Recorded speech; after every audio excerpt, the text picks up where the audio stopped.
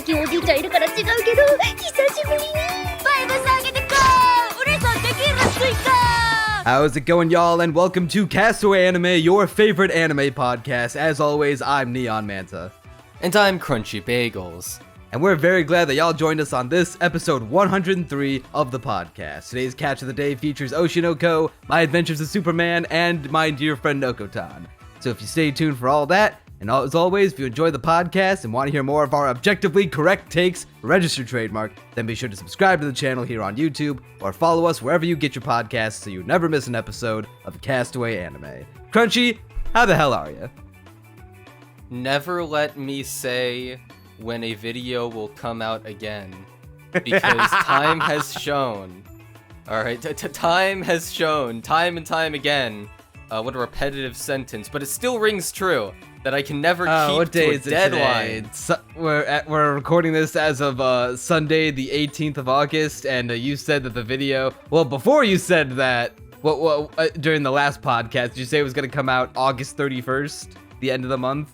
Or by the time this next episode of the podcast would be out? By the time the next episode of the podcast would be out, I think we changed the upload date for it. We did change the upload difficulties. date. So it was originally supposed to come out the 17th. Yeah, that is when you said yes. So you got 2 more weeks, pal. Well, the initial upload date. Well, yeah, we're past that. Yeah, you got 2 more weeks. So the new date you said at the end of the month. Yeah, so I was pretty open about this last podcast. So we're supposed to, start off the new formula with talking about what pieces of media we consumed in our free time, in our fucking free time. We were supposed to talk about your only bit what of free time is that you've done nothing but work on the video, I presume. This podcast is my free time. Hey, you might have time to be on a stream. Listen, I said very early on, like when you initially pitched the idea to me, I was like, I'm not sure if I can make it. Maybe we'll see. And now it's looking like a probably not. Hopefully I can record some audio tonight so that it's slightly more likely I do it. But I also work 6 hours that day. Well, you know what? You gotta earn that bread somehow. I am the Neon Neko Sugar Girls documentary ain't gonna be. Well, I don't know. Maybe you'll get lucky. Maybe you'll get 1 million views. It'll be your best video. I actually have a lot of faith in it. A surprising amount of faith. And you want to know why I have faith? Because it's the best video I have ever made. And I know that based on the 40 minutes of it I have edited. I would say fully edited, but there's still a few changes I need to make, a few lines I need to re-record, stuff like that. But even with at least that, it sounds like you're like halfway done, or at least the very least like a third of the way done. Definitely a third at the very least in terms of editing. Obviously, see, writing the script and researching everything was such a massive pain and such a massive ordeal that the entire project is probably 90% done at this rate, even with only roughly a third of it edited. So that's, that's fun. And this is the best thing though, right? This is what gives me faith in the August 31st deadline, all right? Because I requested time off for work. I know, crazy. And I have the last 5 days of the month completely free. Except for I'm pretty sure we're doing a podcast during that time. Yep. But that should be easier to do, considering that I have no work. Except for the video, obviously. So, who knows? I will probably all you have to do is watch 4 episodes of a show you hate and then play a video game that a promotional tie-in video game. Yeah, so that's gonna be. Wait, I'm checking what we have. Oh, it really is just playing that game and doing mods. Wow, okay. I expected there to be more. Well, I think after this episode, this episode here will be the last one where we do the format of 3 shows, 3 episodes each, because I feel Potentially. like I have a feeling this one might run a little long too, because the first time, the first episode that we did last time of this new format, this new reboot, it was a little long. It was just a tad long, A tiny and bit we long. want to. What was like 3 hours 40 minutes that it ended up being? Yeah, I'm pretty sure that's Too long. Yeah. I mean, So see, because I just love the idea of talking about three. It's such a good number. It's the holy trinity. But the problem is we yap. We're yappers. we are certified yappers. So for the audience sake, and hell, even our own sake, because 4 episodes of 2 shows, that's still good. We'll be able to get through shows at a faster clip. No, because instead of spending 4 podcast episodes talking about one 12-episode anime, we can spend 3 talking about a 12-episode anime. To be fair, it is 1 less episode per podcast. 8 instead of 9. So, it's actually better for my work-life balance, arguably. Even though I say that, but this is my free time, like I said. The 9 episodes were actually the total amount of fun I had. Actually, that's a lie. I did consume 1 piece of media and potentially a few if we're including YouTube videos that I watched before I was in deep cram mode. Because right now, all the YouTube I'm consuming is like quick 10-minute videos for in the morning when I'm still drinking coffee and it's like right before work, have work coming up in like an hour, and I'm like, okay, I just need something to do while the caffeine slowly overtakes my system. So those are my respites. But otherwise, like near the beginning of the 2 weeks, I guess I could chill Imp Lemon, but otherwise there's just one that I can talk about, which is Milk Inside a Bag of Milk Inside a Bag of Milk, which Redneck made me play in the last VC I had all those weeks ago. Your friend and our friend Redneck, who Yes. our normal audience has no reference for. I Yet know, you continue I know, to talk but about them like look, they do. Look, they can just assume that they're my friends, all right? It's not that hard to piece together. I mean, I'm sure no one in the audience is going like, I need to deduce this Redneck. What is it? What could it possibly be? It's like a locked room murder mystery in their to be minds. fair, calling him by his online handle and not his first name does make it a little more confusing. He's told me his first name, but I totally forgot it. Wasn't it like Sam or something? It's not Sam. I know for a fact it's not Sam. But I also don't remember what it is. So it's got to be like a very white name because he's a Southern hick. I mean, he is the redneck after all. Maybe it is like John or something, or Josh or Jacob. Yeah, I want to say Josh. It's Josh. No, Josh is Josh is a different guy. guy. Josh is the other guy. Who actually goes by Josh in your server. Yeah, and it's funny because there's also, didn't you say John as a name? There's also a guy who goes by John in our server. So no, but anyway, no, milk inside of a bag of milk. Inside of a bag of milk, you were saying. Yeah, so Milk Inside is a visual novel. I know, the worst form of media, but it's a quick 10-minute one. If you know what you're doing, you can get through it real quick.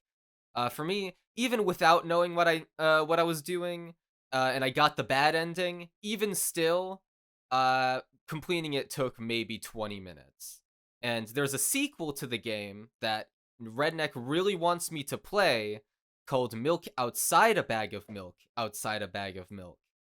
However, I want to get to it, but work. But Milk Inside a Bag of Milk is... Oh, you were saying something? All I was gonna say, that was gonna lead to a whole thing, but you finish up your thing.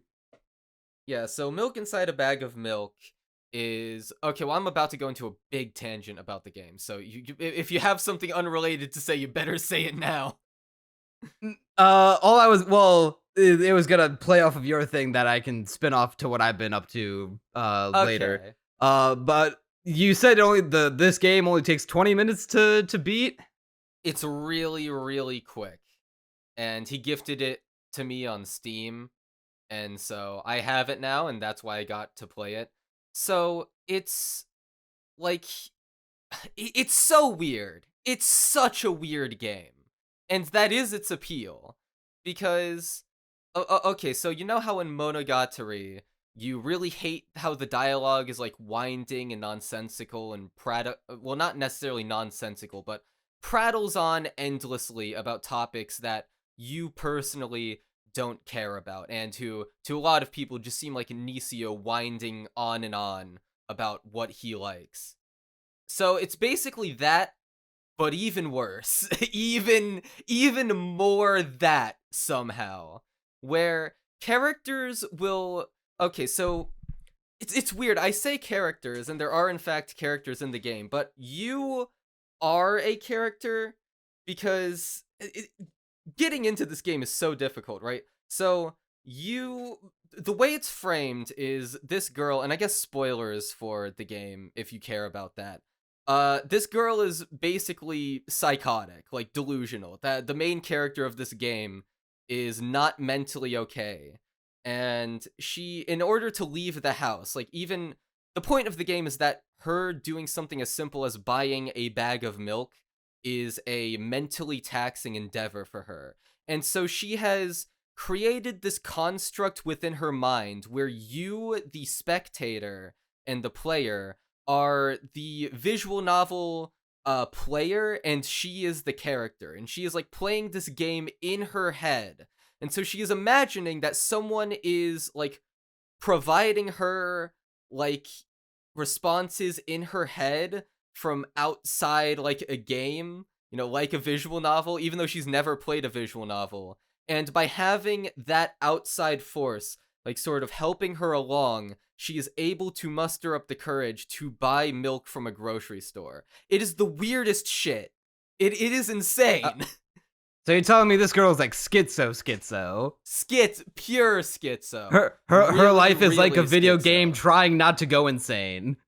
Yes, like her dad is dead, her mom is abusive. Like it's just a real bad life, real bad situation. And there are two endings, the good ending and the bad ending. Except the good ending isn't really a good ending either.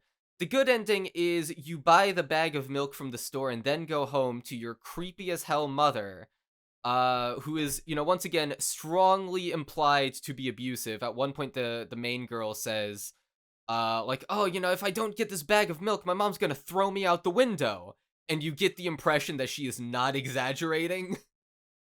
It's that kind of abusive, right? Like, and the aesthetic of the game is like pure like pixel vomit. A lot of I saw some of the graphics. Isn't it literally just like someone took a picture of like a real life convenience store and they just like put all sorts of harsh red pixel filters on it? Yes. And some of the frames are literally like indiscernible. Like it is impossible to know what they are even depicting. And it's really interesting. And there are some parts of the game that do look pretty in the weirdest way imaginable. Like there's one part where the main character says like, oh, the letter O scares me. And, you know, you as the player say like, well, why is that? And, you know, she's like, well, it's something like this. And then just harsh cuts to a black, it looks like a black hole that's just like subtly, like slowly zooming out on the screen with just pure, you know, red and black pixels, right? It's really, it like has this weird sound effect going on in the background. Once again, weird game. And is it like scary? It's not even necessarily scary so much as it is startling and just interesting. It's just this game is very much a textural experience. I cannot speak. where just the specific combination of elements is the appeal, right? It is not the most in-depth or evocative story ever. It is not even, graphically it's bizarre, but it's not necessarily the prettiest looking game in any conventional sense. It's not going to, it's a thing that, is not going to change your life or anything, but the 20 minutes that it serves to, fill, like, for what it is, I think it is a decent to good game.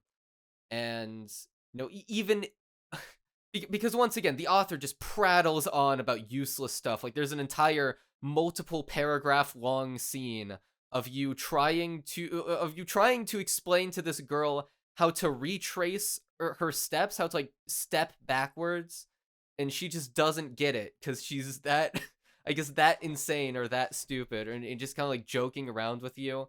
It's like almost mind numbing at points how much this author loves talking about stuff that just doesn't matter in any sense.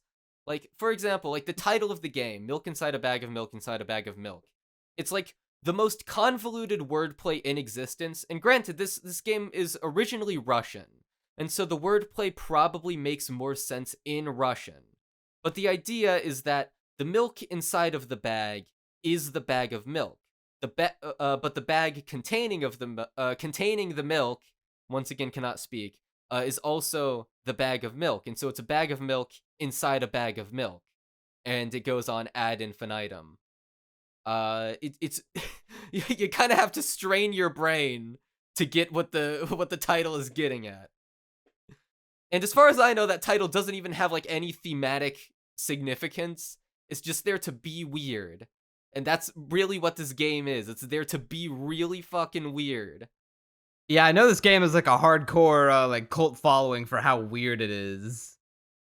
Yeah, I mean, it is like one of the weirdest things you can play. Like, okay, so the fact that the girl is like schizo, like you said, the creator uses that to craft some really bizarre scenarios. So like, one of the clerks at the store only says the letter O. That's how we get to the part where she says the letter O is scary. And, the store clerk just keeps on saying O, and it just repeats over and over again. And the way you get that conversation to end is the main girl just says O back over and over again. And in real life, this is a store clerk saying something reasonable, and then this girl just keeps saying, oh, back at her, and she just gets weirded out and leaves. But within the game, obviously none of that is shown. So it's just like a really weird pixel vomit creature saying "oh" at you, and this girl is just so confused. Like, what is this being trying to tell me? I've always been interested in trying out the game. Because I know it's gonna be like a fucking weirdo experience, and I like weirdo games. I like games that are made by people who are like clearly has this weird, unique vision that could never be like properly explained via committee. It has to be done exclusively by them because like no one else would get it. I was really surprised when I found out this game was on Switch. I was like, this got enough traction to get a Switch release? But yeah, I mean, it's also not a very hard following. game to like port to other platforms. You could probably get this on your phone True. if you wanted to. Yeah, I mean, obviously it's, not the most graphically intense game out there, not the most mechanically complicated. Once again, it's not going to blow you away or anything unless you just really, really resonate with the specific aesthetic of its weirdness. But as someone who is not necessarily a mega fan of this game, I enjoyed it. I thought it was fine enough. It's for 20 minutes, it's a good 20 minutes. I'm excited to play Milk Outside once I actually get enough free time to go outside. Ayo. Apparently, the soundtrack for the sequel is on vinyl. Apparently, the soundtrack goes really, really hard in the sequel. The original's soundtrack is good for the game. It fits its vibe, its aesthetic. I cannot imagine using it in any context outside of the game, but I've heard that the sequel soundtrack goes really, really hard, so I'm excited to hear that. Might appear in a future Crunchy Bagels video. You know, watch out for the Nyan Neko Sugar Girls video 2, Electric Boogaloo. This one's gonna be 4 hours, and it's gonna have the Milk Outside soundtrack play in like one section. Be prepared. You say that as far as like consuming media, that's all you've done, but you've actually, between podcasts, you've had a major breakthrough in the realm of the digital front. I have? Yeah. Oh. Yeah, I guess that would be a major breakthrough in the digital front, as you have so vaguely described. Yeah, I did, in fact, get a new computer. Don't call it vague. It's pretty vague. Oh no, I didn't not get just what getting it. You built it. You built it with your own 2 hands. You did. And it took like 8 hours. It was so it was so tiring. That is about the time it'll take for someone to build a PC for the first time. It took me a whole day. Yeah, it was literally all I did that day, pretty much. Like, I was not editing at the time. Oh god, that was still this month. Time has become so distorted to me. We're already halfway. We're more than halfway done with August, by the way. It feels like it's been more than a month packed into the past, like, what, 2 or 3 weeks since the last podcast, since we recorded it? Yeah, I think so. Time is weird right now. Oh, it's definitely been, like, a couple weeks. Yeah, definitely a couple weeks at least. And so, yeah, I got it built. It runs well, which I am thankful for. The one thing that concerned me early on was that Google still loaded slow. And then I remembered, I have the worst Wi-Fi on planet Earth. Of course it loads slow. And actually, that's what got me to switch to Discord on app. Because for the longest time, even right now I'm still recording on my old laptop because force of habit. But, I have this open in my browser, but on my new computer, I use the app because, it has good enough specs that it will run better on the app than it does just on the browser. Loading super slowly because my Wi-Fi sucks. So, yeah, people have asked me why I'm on Discord browser for so many years now. Now I can finally shut down the question entirely and say I'm actually on app now. Get owned. Can I tell you a secret? Sure. I always use Discord browser. Wow, you're just like me for real. I don't want to have another window open. It's just easier to have it be another tab. And see, like, for the longest time, my excuse was just, well, it works on the browser, and I already have it on the browser. Why would I switch to the app? I have Discord. I have the Discord app, and I have used it before, and it is probably like overall better. But it's also a thing with like what's nice about Discord is that on browser is that if I don't want to be notified of shit that I don't have like in the servers that I have the notifications set, so anytime someone makes a post I see it, which I only reserve for like friend groups. If I like see the red dot light up in a tab or on the application window to let me know that, hey, there's a new post in one of your servers. It's like, well, I gotta get rid of the red dot. I gotta go see what it says. But if I don't want to deal with that shit, I can just exit out, and now I don't gotta think about it. I can come back to Discord when I feel like it. See, because I'm busy once again. I mean, right now as we're recording this, I am invisible on Discord because there is someone who I am currently ignoring the DMs of. Because I'm like, no, I don't want to get dragged into a conversation. Yeah. Another thing of pussy you gotta beat off with a stick because you're too busy on the Nyan Neko grind set. Exactly. Look, women actually find it super attractive when you spend 5 months talking about MS Paint cat girls. It's actually really hot. I mean, my girlfriend did show me one of her YouTubers that she watched, a Nyan Neko Sugar Girls video, and that is her introduction to NNSG. So, and maybe I'll get her to watch your video somehow. Oh, she'll find it naturally within the algorithm. The YouTube algorithm knows she likes it now. And watch, my video, it's gonna be the Nyan Neko Sugar Girls video. None other can triumph over it. Because, you know, we have all these plebs, these losers, absolute fakes, fake Neko Girls fans, right? They're sitting there and they're like, oh, haha, it's such a funny show. They don't know the true lore behind it. They don't know the depth of every single line of dialogue. But I do. I'm that insane. I've cracked the code. And all these pussies, these other YouTubers, they haven't figured it out.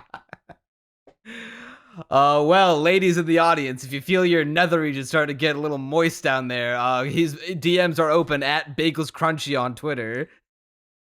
True, if you so need to true. slide right in. I wonder if I'll find it amid all the various porn bots constantly just laying siege. I have on my that DMs. problem. Only it's the weirdest thing. I have 3 separate Twitter accounts. One main one that I use, and then 2 side ones for different reasons. This one is for just following artists that I've bought physical merch from at like cons and stuff. And only on that account do I get porn bots requesting to follow me, which is crazy because it's both of these accounts are privated, so they're locked and no one else can see them but me. Yet I only get the follower request for that one. The other private one, it is nothing. Radio silence. What I have to imagine is that they just get the ats of people on Twitter somehow, and then like pass them around amid the other bots. Like it's probably a whole underground thing. Like, oh yeah, this guy's active on Twitter. Come on, get his DMs. He might be horny enough to click this definitely not suspicious link. This link that definitely won't give you malware. Dude, I have so many just random links in my DMs that obviously, like, don't click random links. It's not gonna be some girl's pussy. It's gonna be... You're gonna get a Trojan. Do you block the bots that get sent to you? Or do you just been letting them pile up? To. Because every single time I got a bot DM, I would X out the message. Like, you can delete them. Like, say, hey, this person wants to message you, and you can say, no, I actually don't want them on my list of messages, and also I want to block them. But it's just gotten so bad. I get so many of them nowadays, because before, now at least before it was, like every once in a while I'd get it. Now it's like every day, or at the very least every other day. Just so many of them. And it's like, obviously blocking them doesn't do anything. It's whack-a-mole. Like, I don't care anymore. Like, come on, just ruin my inbox. Sure, I've given up. I hate Twitter anyway. Ah. I only use it for artists. Artists you did mention that get called a pedophile for liking Kikuri art. I saw your reply. Famous child character Kikuri Hiroi from Bocchi the Rock. I'm afraid it's over for Kikazu. He's done. He got caught red-handed.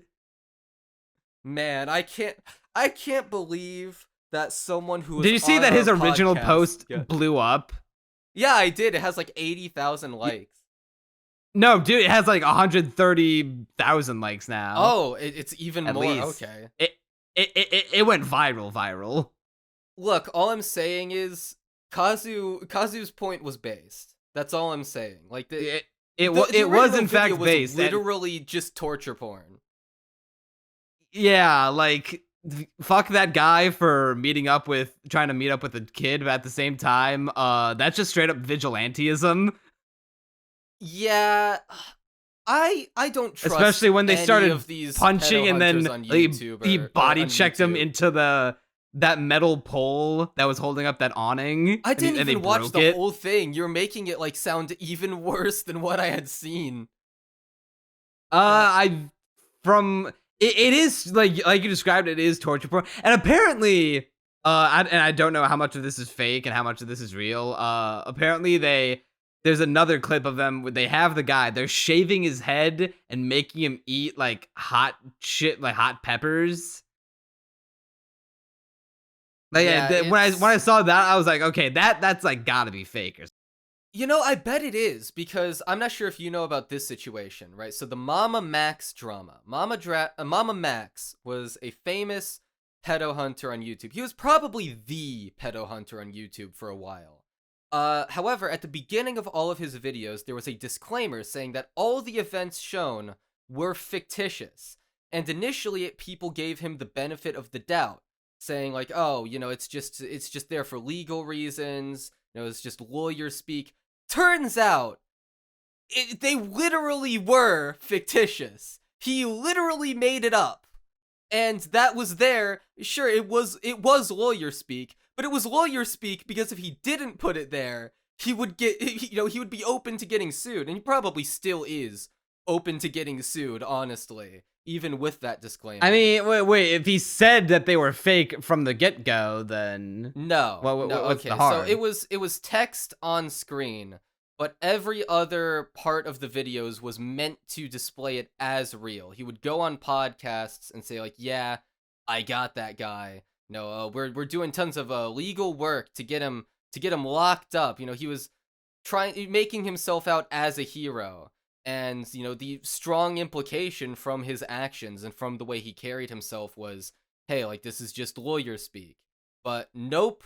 Like, it was not depicted as, like, an ARG until people, like, absolutely pushed him to the point where he had to admit it.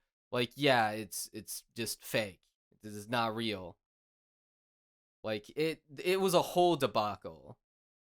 The guy also did a bunch of other really weird shit, but that's another topic for another day.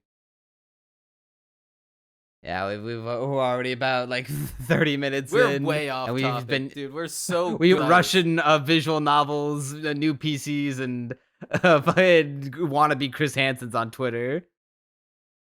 Although it was funny to see Kazu's tweet blow up, and then people like, it's like, damn, you know, you make a very good point, and as such, when you make a viral tweet, people are more likely to check out your account. And then you just see the mountain of lolly art that Kazu retweets on the daily.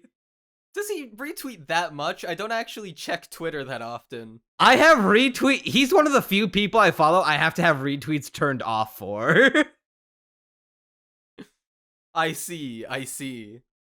He just because I don't want to run the risk of opening my Twitter timeline in public and then being flashbanged by I don't know, Takagi-san or what's a popular anime lolly right now? Is there an anime lolly in Zenless Zone Zero? Blue Archive. Oh, that one. Yeah, Blue Archive, exactly.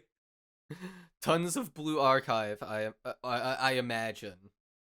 Did you say you just pulled up his Twitter and you already seen it?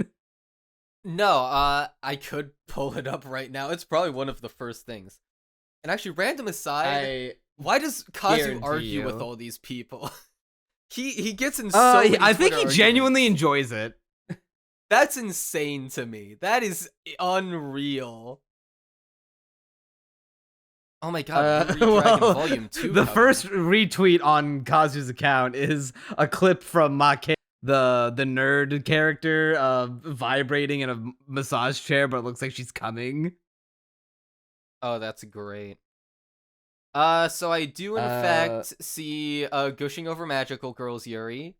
So here's what I assume is Blue Archive bunny no, that's stuff. Pecora, I'm pretty sure. That's a VTuber.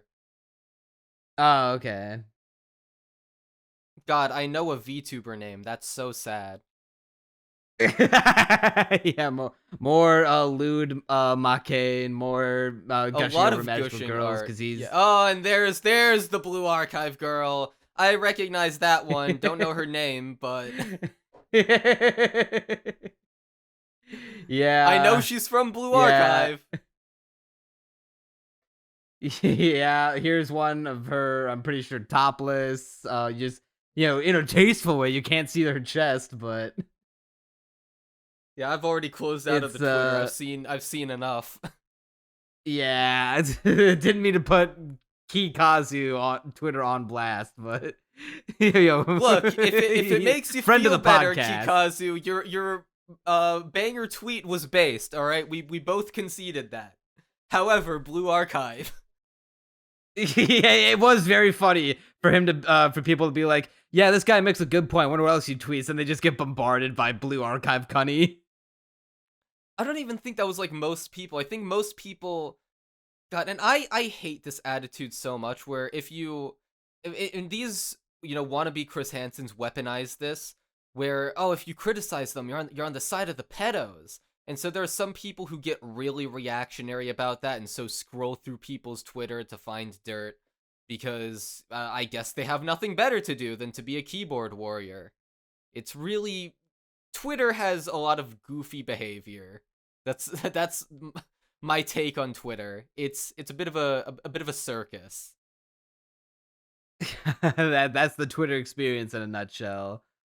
Yeah, my take on it is that Kazu's definitely right.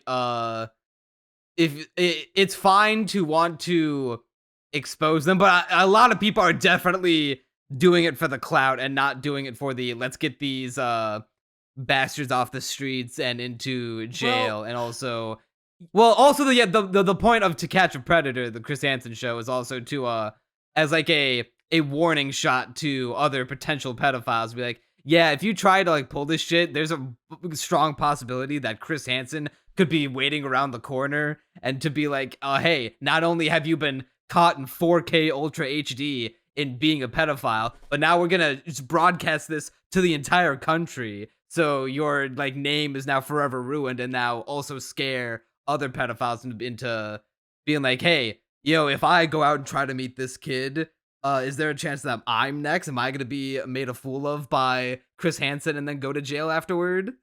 And then my life will never be the same?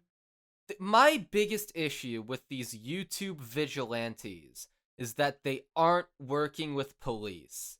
And amateur investigations done very, very poorly will make it so that the police aren't gonna, they're gonna be like, hey, all your evidence, it was not collected in the police way, so we're gonna disregard all of it. And you can say like, oh, well, that's on the police, and maybe it is. You could make a very strong case that maybe it is on them. Counterpoint: YouTubers are stupid. We are yeah, bro. unreliable. If I'm a police officer, like even going back to the video that Kazu was quote tweeting, if I'm the police officer that shows up at the end of that video and I see a bunch of guys beating up a this one dude who from my perspective I have no idea is a child predator, and I just see a bunch of guys filming themselves beating up this one guy and body checking him through the pillar of an awning on a building. I might be arresting those guys for assault and battery before I arrest that guy for being a pedophile. Just based on what I am able to see. It has to be fake. You saying that put that into perspective. Like, dude, they would be filming themselves committing a crime if it were real. Like, it doesn't matter who it's against. It's still assault and battery is still a crime. It's still bad they're running up on the guy. They're not like jumping him, but they like he's trying to walk away. They keep like going. They swing at his head, and he's taking it, and he's crying, but he's like trying to walk away and just get away from them. Like the worst that they do is that they body check him through the pole. But then a police officer comes. Yeah, a police car comes up with the sirens. The pedophile gets down on his knees, hands behind his head. The officer walks up to him, and then the video ends. Sometimes it's disappointing to me how many people conflate justice and vengeance. Here is very much vengeance. Yeah, if if this is real, legit, obviously. it's straight up vigilantism. I It's just really, laying it all out like there that. are It doesn't people- sound. It does not sound real. But even if But also, like, if this is the kind of thing that is the norm for these wannabe Chris Hansen, that's straight up vigilantism. But also, a lot of people in the replies of the original tweet are like, "Oh yeah, I get that pedo. You know, he deserves it." And it's like, you know, maybe he deserves it, but think about it like this. Think about the big picture. What you're doing, justice isn't about deserving it or not. Justice is about getting these people off the streets. And when you think about it big picture, no police officer is going to trust like these guys who are beating the shit out of this guy, and then they hand in the footage, and they're like, "Hey, we did our own investigation where we feed this guy like chili peppers and shave his head and beat the shit out of him. I hope you'll arrest him." They're gonna be like, "You're a psychopath." No, We're arresting you guys instead. like that's Because there's that's not much how more justice evidence of works. you be. There's much more like a tangible evidence of you guys being psychopaths than this guy being a pedophile. Yeah, I could go on, but it's just cringe. Just clown behavior. The clown behavior It in is, a in fact. circus world. It is, in fact, a clown behavior. Speaking of clown behavior, Adobe pricing, which I only bring up because I got a new laptop to do, cause in a way that you're upgrading your computer, but in the sense of you got a new one, so you can do more work on it without Sony Vegas crashing every 5 seconds. And then you also can record audio better. Dude, Sony Vegas I hasn't crashed once since I've gotten my new computer. It's so isn't- good. It's so Or liberating. don't you feel like liberated? Isn't like a weight off your shoulders? Yes, because before, if I edited for 8 hours, it would crash at least 8 times. If not twice that. Once per hour. Oh, it was often more than once per hour, depending on the filters I was using. Now I've been doing like crazy, like I figured out how to do like overlay layers where you make the entire layer have this really specific effect, then everything under it has like that thing layered on top of it, and it's like you can make some really weird stuff with it. I've only used it once for a very specific section.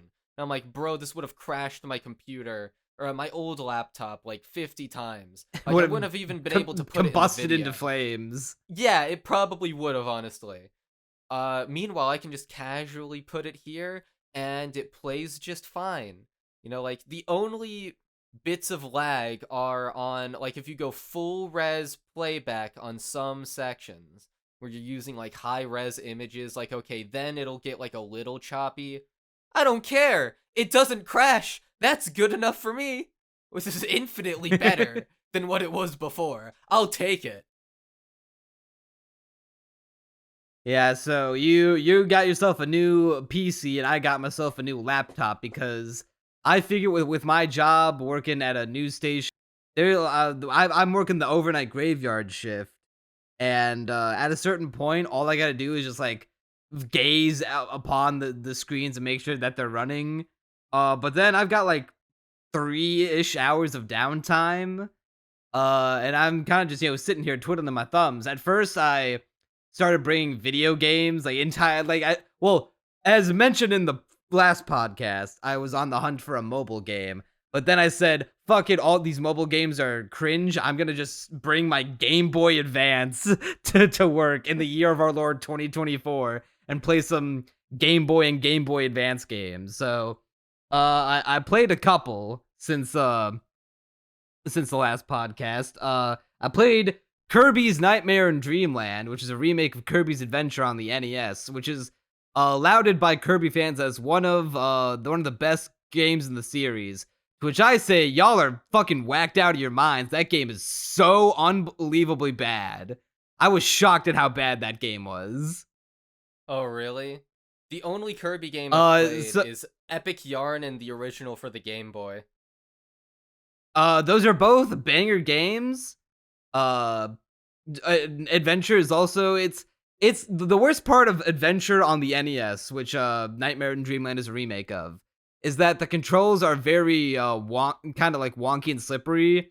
So you could easily like take hits that you did not intend to, or like you felt like you couldn't prevent from happening, like nothing you could have done because it was the controls and not you. And it can also sometimes lead to a couple unfair deaths, but aside from that, it's like it's fine. It's a decent game overall. The remake, the only good thing about the remake is that the graphics are better and the soundtrack is better. Like just those only aesthetically is the game better. Every other aspect of it is trash because the controls are worse somehow. They feel more slippery than the NES version. And they coupled that with, I swear that the enemies feel more aggressive. Either that they have more enemies placed in the levels, or they just made their AI better. Cause the fucking the fire guys, I swear to God, this is not a thing in other Kirby games. When they shoot these fireballs, and I swear they fucking home in on you. They track you. And with how slow Kirby moves, I can't get out of the way in time. And I feel like I just eat shit and there's nothing I can do about it. And in the ye old days of Kirby, if you get hit once, you lose your power. It's not like in the newer Kirby games where you can take a couple hits before losing your health. Not losing your health, losing your power up. But in this one, you get hit, you lose it, and you have to go chasing after it. But in this game, not only do you get, when you get hit by the homing fireballs, that also puts you in like literally 2 to 3 whole seconds of hit stun, which is very frustrating when you're trying to get a really cool power up like UFO or hammer, which you need to access certain secret areas in order to 100% the game. But then you get hit and you lose it and you can't chase after it because you're in this stupid amount of hit stun. And then you try to chase after it and it disappears because it like fell off a cliff or something. So now, because I'm trying to get the secret that requires this power up to get to, but since I don't have it anymore and it's not in this level anymore, I have to back out of the level, go to a different like arena level to get the power up again and try again. It's so obnoxious. You know, this conversation, my only thought is, man, I need to replay Kirby's Epic Yarn. It's probably been a decade since I played that game. I want to as well, because that game is unironically really fucking fun. It is like one of the, I hate using this term because current like Reddit gaming ruined it, but cozy games, it's like one of the coziest games of all time. Dude, the soundtrack for Kirby's Epic Yarn, that was like banger stuff. Like, I still remember so many of the songs, and it's been so long since I've played it. It's an all-timer soundtrack for sure. Bro. Dun dun dun dun dun dun dun dun dun dun. Just every song of that game was so good. Oh god, I need to play it. It has a co-op feature. Maybe one of these days, when we finally get Castaway Anime IRL, we could do a 2-player co-op of Kirby's Epic Yarn. Yeah, and then I'll be so bad at video games, I'll find a way to die in the game you can't die in. Well, you can't die in it, but you'll just never get the 3-star completion. I'm pretty sure I tried to die in that game as a kid, because I was like, wait, I haven't... No matter how many times I get hit, I don't die, and so then I try like losing. Yeah, I have distinct memories as a child being like, "Huh, this is weird." I like normally in other games when I die enough times, I'm like, it's like game over. But there's no such thing as a game over in this game. What the heck? I didn't realize that was a concept of a game that didn't have a game over. I mean, hey, that's what makes it the coziest game. You just go around and have fun. Yeah, you can't die, but you can definitely kill everything in hilarious ways. You can turn one person into ammunition, throw them at their friend, or just grab them and literally rip them apart in one fell swoop. True, if you think about some of the stuff that happens in that game, it's pretty gruesome, actually. Don't think about it too hard. One of my favorite, I distinctly remember this because this game is actually like peak fiction. In one of the early first levels, there's two Waddle Dees sleeping next to each other, and there's a heart in the shape of gem above them. Oh, I remember and you're like, that. oh, that's so cute. And you fucking kill them both. Oh, game is peak. Yeah, dude, that God, came back. God damn it, I want to play once. Kirby's Epic Yarn now. Oh, god damn it. Now this will be in the timestamps, like Kirby for the Game Boy Advance, Kirby's Epic Yarn, whole ass conversation after it. Alright, but what other games have you been playing recently? Well, you mentioned milk inside of a bag of milk being 20 minutes. Speaking of like 20 to 30 minute games, I played Super Mario Land to completion for the first time ever.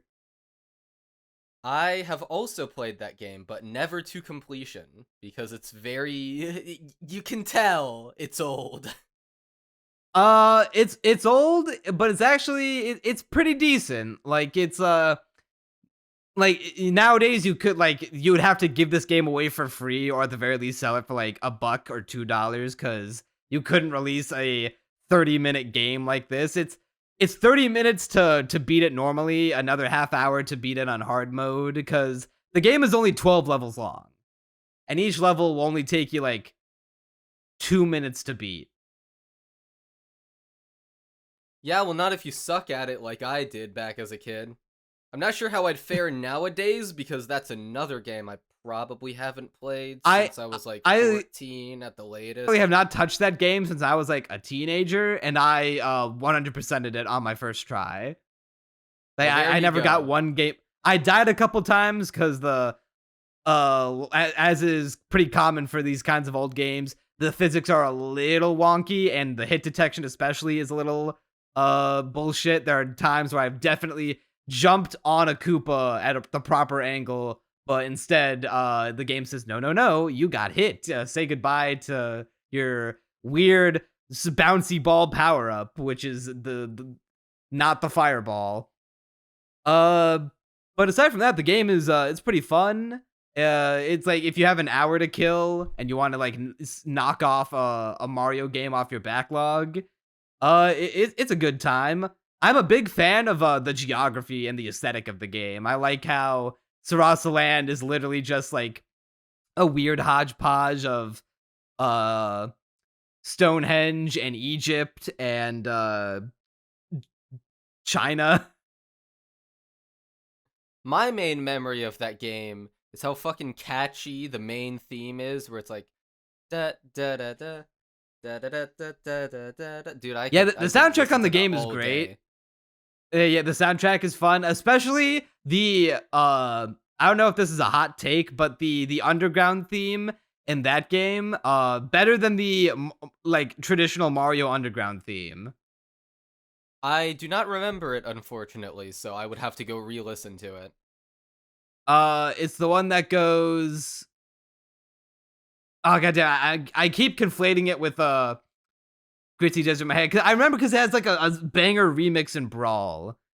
Oh shit, I'm also getting it confused. Like, I keep trying to remember it, but I always go back to the Super Mario Brothers, I almost said Super Mario Brothers 2, but then I remembered it's complicated. But, the underground Actually, theme my mind is also going to the Mario 2 underground theme where it goes do do do do do do do do. Yeah, that's exactly what I'm thinking of. The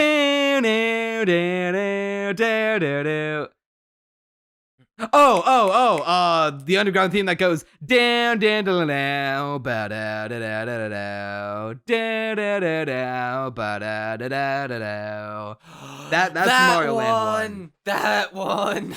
That one is goated with the sauce. I remember it now.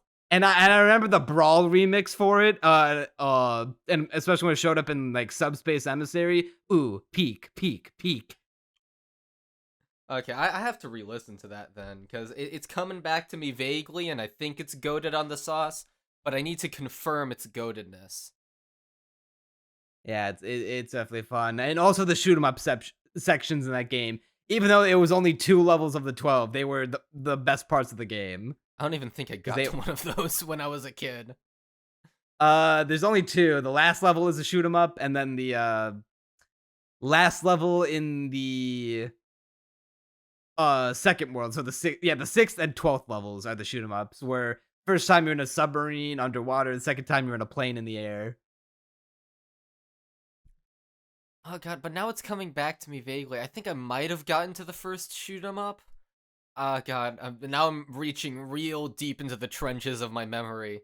Oh god, I might be hallucinating things at that, but I don't know. I might need to try it again at some point. Yeah, as far as games go, those are the only ones that I played at. The only gaming I really did was that. Played it at work. Beat them both. It took me a couple days to get through Nightmare and Dreamland, if only because that game is bullshit. Also, one more thing about Nightmare and Dreamland that I got fucking roasted for is that it has the audacity to lock the Meta Nightmare run, which is the side content, like the extra mode where you get to play through the whole campaign as Meta Knight, which should be badass and a very good 100% completion reward, except it's not really your 100% completion reward, because your first 100% completion reward is beating extra mode. And what extra mode is the game's hard mode, where you just have to beat the game again, but you have half your health. And when I saw that, I was like, fuck this guy. I straight up turned. I was under the impression that I had to 100% the game to get Meta Nightmare. And I was like, oh my god, I have to go. I had a walkthrough up in front of me to figure out where to take the power-ups to the stupid secret switch areas. So that is required for 100% completion. And then when I got to the end, I was like, oh my god, I did it. I beat it finally. Now I can play the stupid Meta Knight mode and finally be done with it. Then I saw I only unlocked extra mode, and I looked it up, and I saw that I had to beat that 100% too to get the Meta Nightmare mode, and I switched the game off, and I took it out. I was like, fuck this game. I mean, the thing is, like, a hard mode with only, like, the only difference is, oh, hey, you have half the hit points. It's kind of lame. It's so lame and bullshit, because the game, I was already taking a bunch of unnecessary hits from the shit controls. I was gonna die a whole lot faster. Yeah, understandable. By the way, speaking of editing laptop, when's the next video, Neon? Or I guess not the next video. The fucking first video? Yeah. I have not hard decided on what it will be, but I have gotten the whole thing set up just yesterday after I got back from work. I set up the new editing laptop. I got very legally obtained Adobe on it. Very legally obtained with the help of Reddit.com. Funny story as well. Okay. So I'm gonna admit to something real shameful on this podcast. Something even despicable. I bought Sony Vegas because I tried to pirate it, and then Windows Defender goes off, and it's like, hey, you have a Trojan. And mind you, like, before this point, there was probably like 30 minutes of me looking around for links all over the web. Those shitty dubstep intro YouTube videos where it's like, hey, get your free Sony Vegas pack. And I'm like, okay, well, I can't trust that. Let's look a bit deeper. And I eventually find this one that most people agree is pretty safe. And you know what? Maybe it was a false positive. But I just got this new computer. This is my second day of getting, everything downloaded on it, getting it all set up to begin editing, or I guess continue editing this video. And at this point, I'm like, screw it. Like, I get the purported Trojan off my computer. I'm just not risking it at this point. You know what? You win, Sony Vegas. I've used you for how many years pirated now? And now you get my money, which is why I'm admitting that I pirated it in a very public fashion. Because, I mean, come on, I gave you my money. You can't ask for anything more. Yeah, they legally I paid for it. By the rules of you paying for it, they legally cannot get you for pirating it because you paid for it. Now you can pirate it all you want. However, the thing about Sony Vegas is that it doesn't have a fucking subscription. Granted, they make you pay for updates, which is stupid. I'm never updating my Sony Vegas. It does everything I need it to. The fact that they don't let you get updates for free is dumb. and I don't know why they would. Literally, if you buy Sony Vegas, you should have every update in the future and in the past at your fingertips. Why is that too much to ask? But okay. You won. I didn't want to get a virus. But the thing is, there's no scaffolding for pirating Sony Vegas that I know of anyway. There's no like universally accepted like this is the way you get to it. You always have to like yet another some instance of tunneling Adobe down. Chad staying winning. Yeah. However, Adobe, you could not pay me to pay for it. That's how much I hate paying for Adobe. I literally the subscription models are the scourge. They are the plague. It is morally okay to pirate Adobe products. Like not even as a like the meme, not even like as a meme. It is morally okay. But I am so tired of every big company fuck on Adobe. On every single company saying, and now you have to pay us monthly. No, what happens to owning things? This is capitalism Welcome going to the way digital too far. world, Crunchy. I just want to own a thing. I want to pay for it once, and then it's mine, and I don't have to think about paying for it ever again.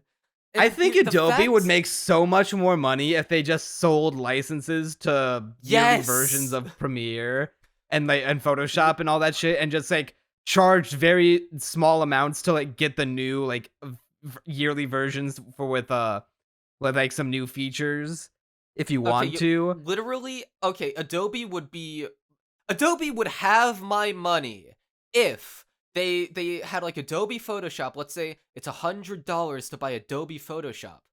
I'm in. I don't have to go through the effort of pirating it. I get Adobe Photoshop forever. But because it isn't that, like, no, screw you. And actually, a funny story, right? So the whole, all right, so I got it from, Minecraft, obviously. That's the colloquial term for it. I got my Adobe Photoshop very legally from Minecraft. However, then, it's like I guess somehow Adobe figured out, hey, yo, this guy's pirating it. And so they have this 5-day grace period where they're like, look, we're gonna give you a discount to switch to a genuine Adobe product. And they give you the whole spiel of like, but the pirated versions, they may not work properly. They may give you malware. Which is, true enough, I guess, except for the fact that there is like a way to pirate Adobe that everyone knows is safe generally. At the Crunchy, I'm gonna keep it a stack with you. When I was getting Adobe very legally and cleanly on my editing laptop just last night, the process of getting it very legally and morally okay was so easy. The process for when I had to get it on my PC versus getting it on my laptop, the time since then, they have streamlined the fuck out of it. And it only took me not even an hour. So see, at first it was working fine. Then they had like the, Adobe Authenticator, whatever. And so... Oh, you just have to disable that.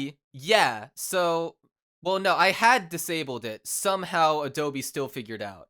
Like, well, like it has the option where it's like, do you want to download Adobe Genuine Service? And I just say no. Why would I? Well, literally. Well, no. in addition to that, you also have to, you have to open up the debug menu in Minecraft, and then you have to load up the seed that has all your Adobe products and programs, and you have to get the block that allows you to block the connection of those apps with the internet, so that way that's exactly what I did. I literally just went. I was like, okay, well, no, I search up and I'm like, okay, how do I fit? The alarm on my phone is going off. Hold on. Oh no, you've been busted, Crunchy. They found you. Adobe found you. Oh god.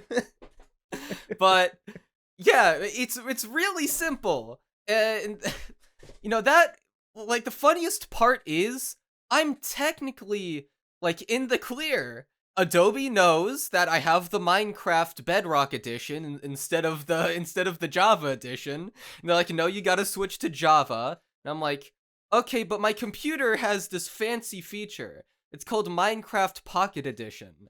And I can just do a little zippity-doo-dah, and now I don't have to switch to Java. I can stay on Bedrock. What are you gonna do then, huh? I mean, hey, look, your app is now functioning as intended.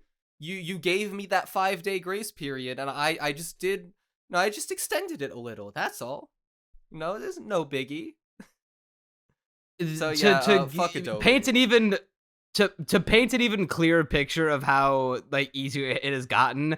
When I was legally installing Adobe onto my PC, the tutorial on how to do so was on like some third-party website. It was either like Dailymotion or like I think it may have even been on like Rumble or some shit. Now it's on YouTube, and it has like so many views and so many likes and so many comments who are not from bots, from real people saying that fuck Adobe. Oh wow, this is so helpful. Thank you for the tutorial. It's so like crystal clear. It was only 3.5 minutes long. Covered everything.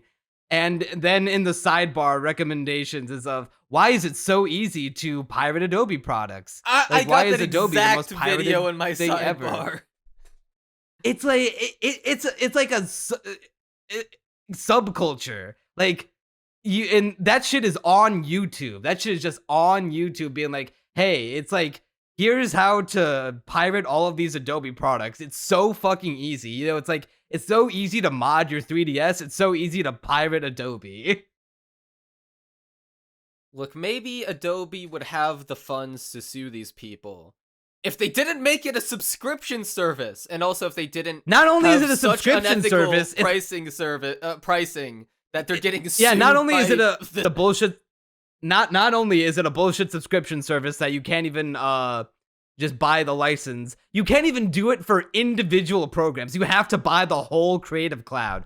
What if I don't give a fuck about an Illustrator? What if I'm not an artist? What if I just make things in Photoshop and I don't draw? I don't want an Illustrator. I have all these apps. What if I don't 3D model? I don't want all this shit, but now I get it. I'm paying for it.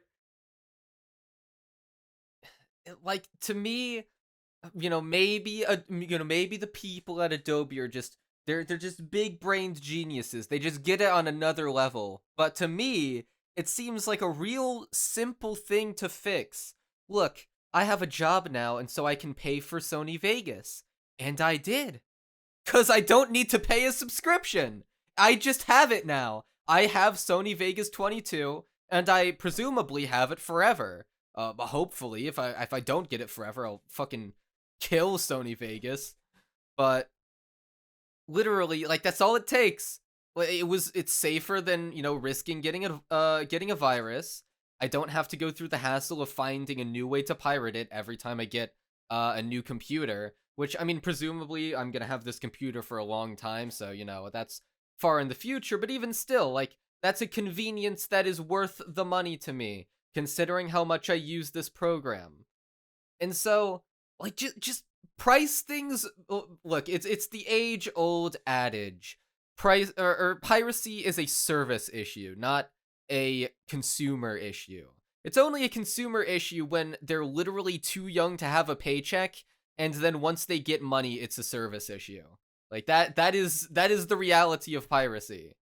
Look, if you just let me pay for it once and have it forever, I'll pay it.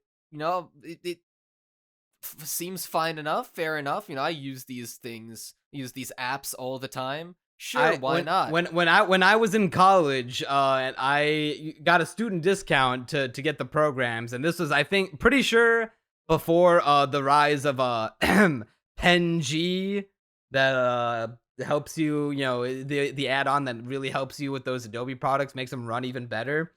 And that was before that like came on the rise, but like nowadays it's like it's in the same sentence. When you breathe the word Adobe, it just comes out. And that's exactly what I did. Personally, when I was playing Minecraft Adobe, I noticed that when I got the PenG add-on, it like made it really like increased the, speed of my character. It made me, attack a lot harder. It has all these like extra building features. Adds new blocks into the game. It's really cool. I like Penji.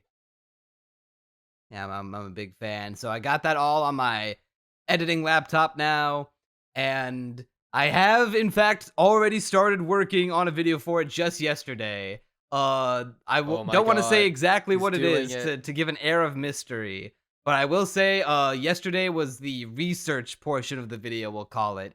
All I'll say is that it's a ranking video where I'm going to be ranking a few things about something near and dear to my heart. And that's all I'll say about that. It involved the research stage, involved a lot of listening to some things and comparing, contrasting, doing some research behind the things that I listened to. And so I already know we're what just it gonna. Do you now? I mean, I feel like you've mentioned this before. I don't know if I've mentioned this specific one. Oh, really? Okay, maybe I think I mentioned I think I've mentioned a variant of it, but I never thought about this one until recently. Oh, okay. So never mind. I probably don't know what it is. But if it has something to do with intro sequences, that's not the one I'm working on. That was not what I was thinking of, but go ahead. Okay, well, no, that is one that I have been thinking about making for a while, but this one that I started working on yesterday, basically research is all done. Now I would just have to script it next. Bro, research done after a day? I wish that was the case for me. It's probably gonna be, in my defense, it's probably gonna be a short video. No fucking shot. It's like longer than 15 minutes. I wish I could go back to making 15-minute videos, but I'm in too deep You now. Probably could. True. Well, you're too deep in this one, but I was telling you, after the Nyan Sugar Girls video, you gotta make a few shorter ones for your own sanity. They'll be shorter for sure. I'm not sure if... God, I don't know exactly what I'm going to make after the Nyan Neko Sugar Girls video, because my current plan is just take a break, just sleep all day for 5 days straight, and then when you awake from hibernation, pick up the pieces, see what views it got, and go forward from there.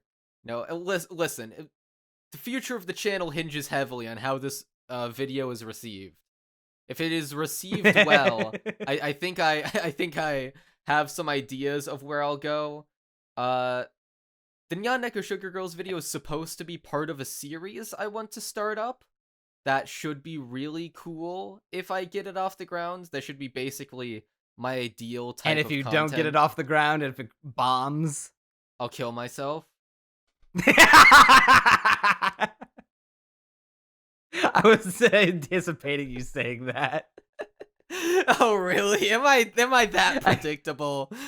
Yeah. Am I so mentally Maybe. unstable that do I talk about suicide that often? Nah, it's not. To be fair, it's not a you thing. It's our generation thing. True. Speaking of suicide and wanting to kill myself, I saw Borderlands in theaters with Armagon, our buddy. That was a great transition. Sure, tell me about Borderlands. Yeah, I'll keep this part short because we're over an hour into the podcast. We're still yapping about what we've been up to recently. So me thinks this episode may go a little longer than 3 hours. Sadly.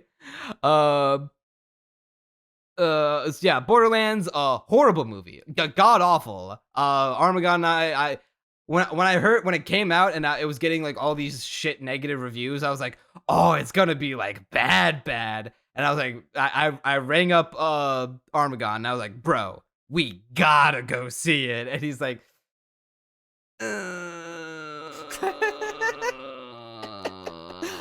don't know, fam.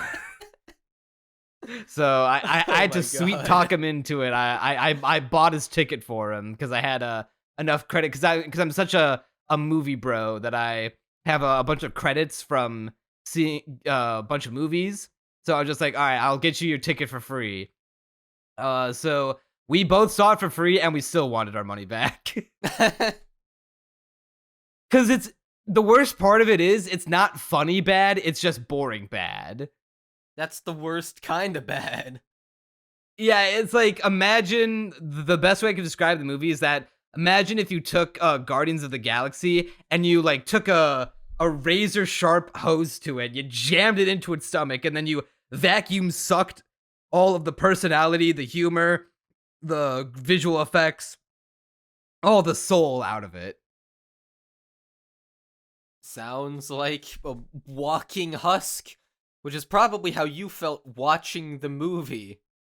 Yeah, I was like, I think I exhaled out of my nose one time in reaction to not a joke happened on screen and be like, that was pretty fucking dumb. As far as like laughing at the jokes, I did not laugh at like the ones that were actually told in the movie. Did not laugh at a single one because the movie is hilarious. No, not even hilariously unfunny. It's just straight up unfunny. If it were hilariously unfunny, I'd be laughing at how unfunny it is, but I didn't laugh. So what would you give this experience out of 10? 2. Okay. I anticipated in my mind it's either going to be a 1 or a 2, judging from just how negative you are about it. So there we go. The only reason I didn't give it a 1 is because it wasn't like the worst thing I'd ever seen in my life. Like, I have seen movies that were worse and had like objectively worse things going on with it. But like, I also partially wonder if I've never played any of the Borderlands games, but I wonder if being a fan of Borderlands, if I were a fan and I went to go see the movie and it sucked this much, I was like I'd be harsher on it. But because I have like little to no knowledge of the Borderlands series, maybe I'm like going a little easy on it. Yeah, possibly. Basically, it's just like the worst interesting version of Guardians of the Galaxy you've ever seen in your life. I need to highlight this one thing because I told my friends this and they were like, no fucking way this happened in the movie. There's literally a "you and what army" scene line that's immediately followed from another character that's saying, like, they're right behind me, aren't they? Let's see. They're right behind me, aren't they? You and what armies? Yeah, there's a moment in the movie where there's a "you and what army" moment immediately followed by "they're standing right behind me." Oh, okay. Now okay, now I've made sense of it. That is pretty fucking dumb. Yeah, the movie is very, very bad. It's definitely the worst movie I've seen this year. I need to watch Madam Web, although I think I would get a lot of ironic enjoyment out of Madam Web. Also, it's still mind-boggling to me that Madam Web's is a 2024 release and not a movie from last year. Dude, like you saying the name Madam Web just like brought back these vague memories from like, I don't know, near the beginning of the year or something like that. It feels Yeah, this shit was like half a year ago. Oh yeah, half a year ago. Yeah, it was all over when it came, and then everyone forgot it existed in a week. Probably because what actually happens in the movie is too unmemorable to remember for more than a week. The villain gets killed by the a little bit. The villain gets killed by the Pepsi logo. Wonder how much they paid for that brand deal. And then last thing I did was I watched another Harry Potter movie. I watched Prisoner of Azkaban with my girlfriend, and it is the best one so far. Yeah, it is also the best of the novels, and you came to me knocking in DMs after you finished the movie. You had a few words to say about the time travel. Yeah, isn't that like very blatantly universe breaking? Yes. And trust me, and also the way and is it really retarded for a teacher of the magic school to give it to a student? Magic student who is not yet like a responsibly trusted wizard in wizard society. Here's a time travel device. yes. Please don't like kill yourself or fuck with the fabric of space-time, please. Yeah, so time travel in Harry Potter. See, on the one hand, right, within just this story, I can almost excuse all the issues with it because I think it is really neat how, you're like, wondering the whole book. At least I was as, I don't know how old I was when I first read it, like 14. I was wondering, like, how is she taking all these classes? And it's like, it's not the answer you'd expect, but then you think about it and it makes sense. Obviously until you think about the time travel more, and then you're like, well, how could this even possibly work? But no, J.K. Rowling is good at these little like clever aha moments. The issue is that those clever moments are like on the precipice of a cliff that the second you think about it more, it just kind of tumbles down. And so yeah, I like it the happened to me effects. with. This is like what happened to me at the end of Chamber of Secrets with the whole "I am Lord Voldemort" thing, but like 10 times worse because now you've introduced the concept of time travel, and now all stakes that happen in the anytime a character dies in in the series, I'll just be like, why can't we just break out the time travel device and go back like 3 minutes and know what our enemy is going to do and take steps to prevent things from happening?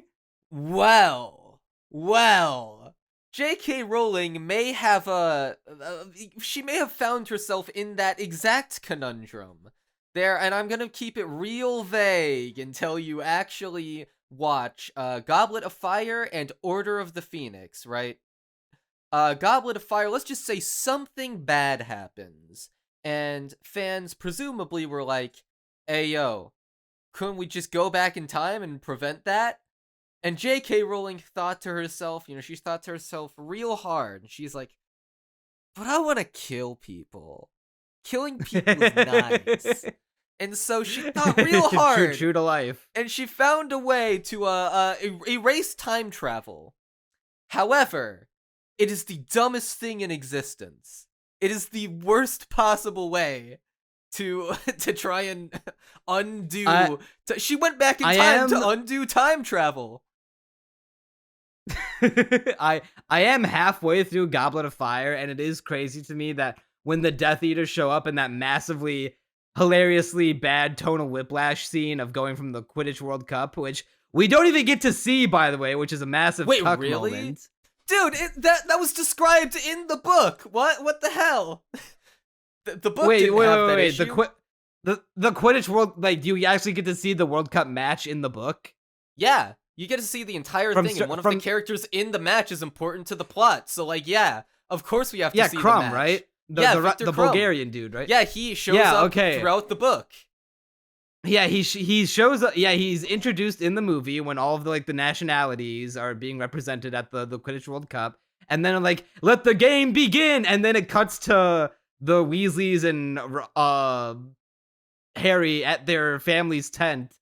Just reacting to the game like, whoa, that was such a crazy game. And I was like, what the? I literally shot up from my seat sitting next to my girlfriend. Was like, what the fuck? Like, I was excited to watch the like high class Quidditch because the Quidditch scenes are fun, and it's like you've cucked me. That sounds atrocious. Yeah, the book describes the entire game, and you get to like follow it around on like a moment to moment basis. It almost made the agonizing, almost 150, 200 pages to get to this stupid Quidditch tournament. Oh god, I hate Goblet of Fire's pacing so much. It takes so long to get to the point. But it almost made that kind of ish worth it. It was like, that was a good part. It got... I'm sure the movies don't have this issue because they're paced a lot more, you said they were paced kind of too slow, so maybe they do have this issue, but the books definitely get the first horrible. one's pacing The pacing gets better in the second one. Definitely the third one has incredible pacing. Yeah, and Goblet of Fire. I'm only I, halfway through. They just did the second challenge with the merfolk in the water saving the people. all right.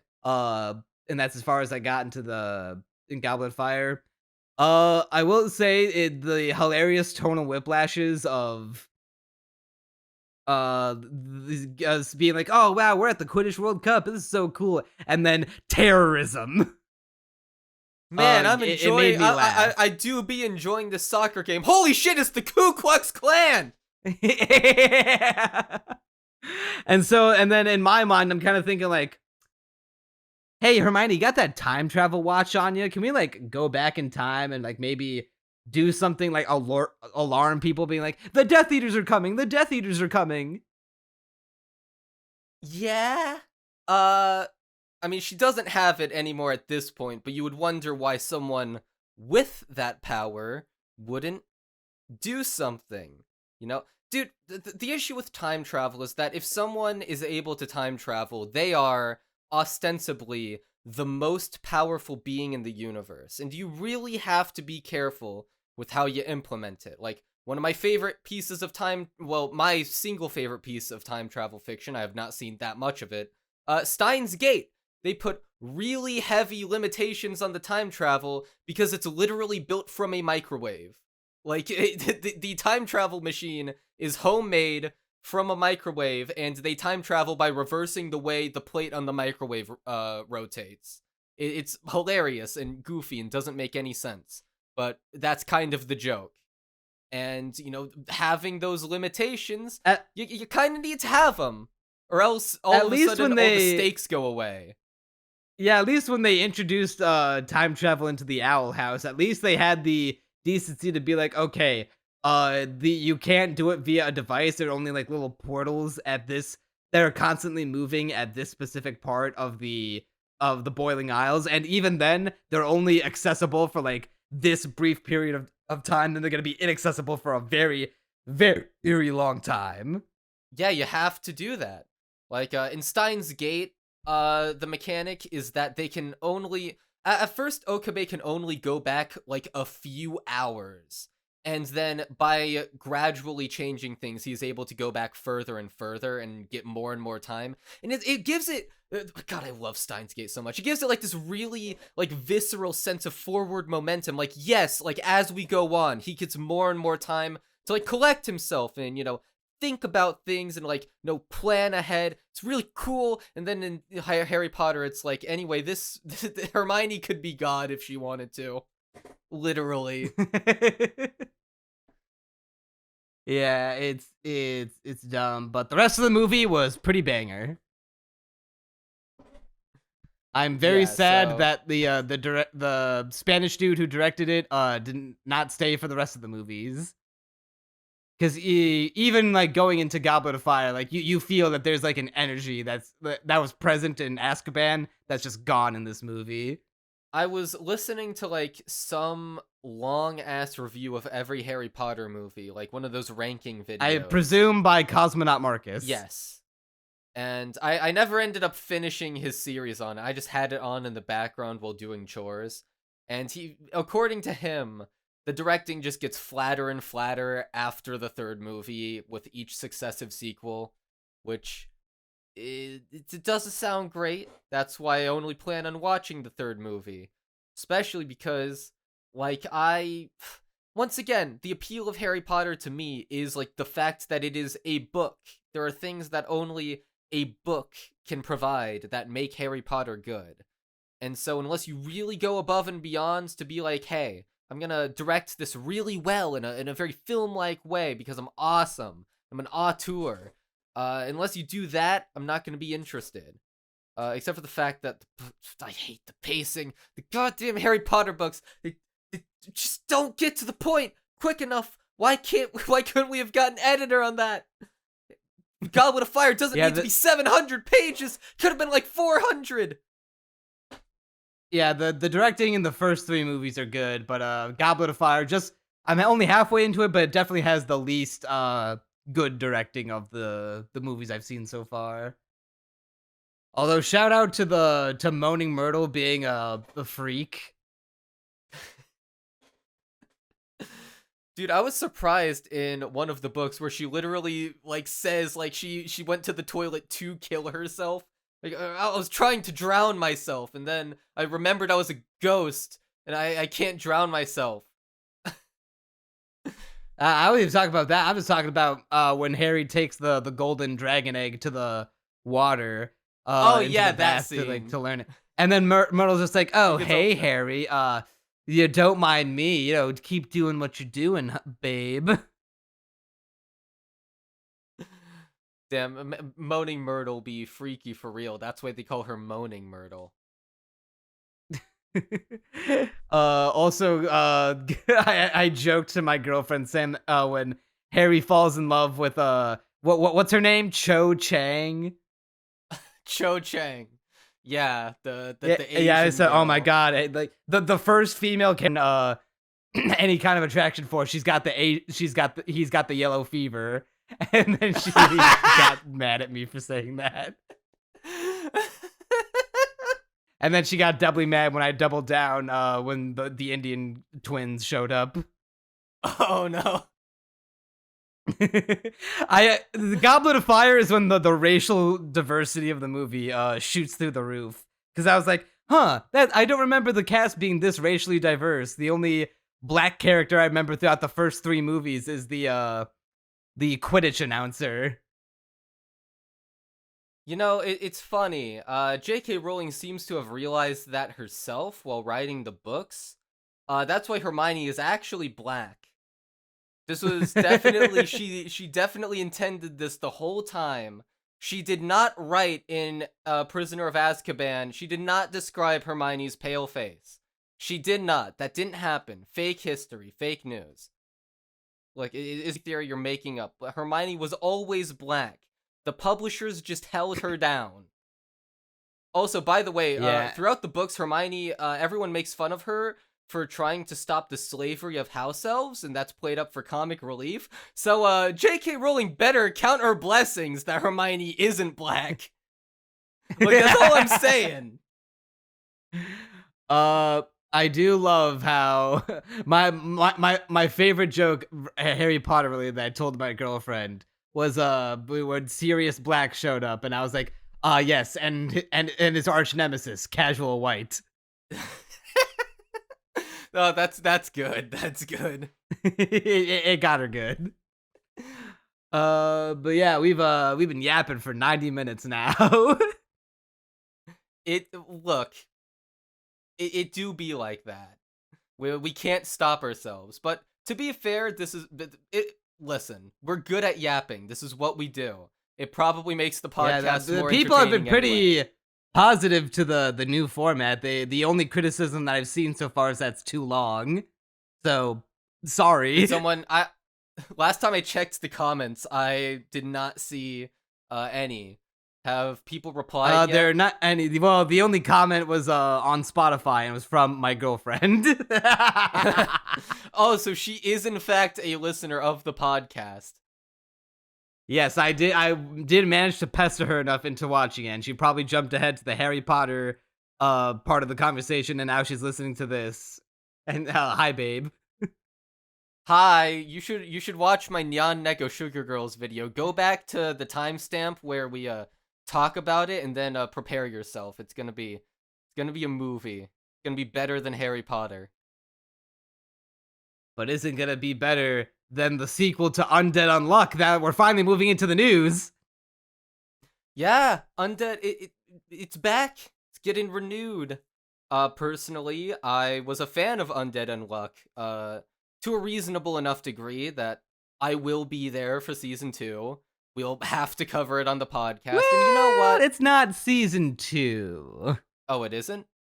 No, I mean, I very much believe season 2 is being made, but right now in winter 2025, a special has been announced, which some fans speculate that they're going to adapt an arc in like one TV special.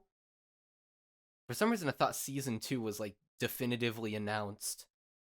No, it says right here, the anime special is scheduled to run for 1 hour in winter 2025. So assuming that also counts for commercial time, it sounds like it's just gonna be a double-length episode. Oh, you know what? I'm now looking at the headline on Mal that you linked like a while ago, and that got this idea in my head. What I must have read was Undead Unluck sequel anime, and then I dyslexia'd right over special and went on to announce for winter 2025. That's absolutely what happened. Yeah, well, more Undead Unluck.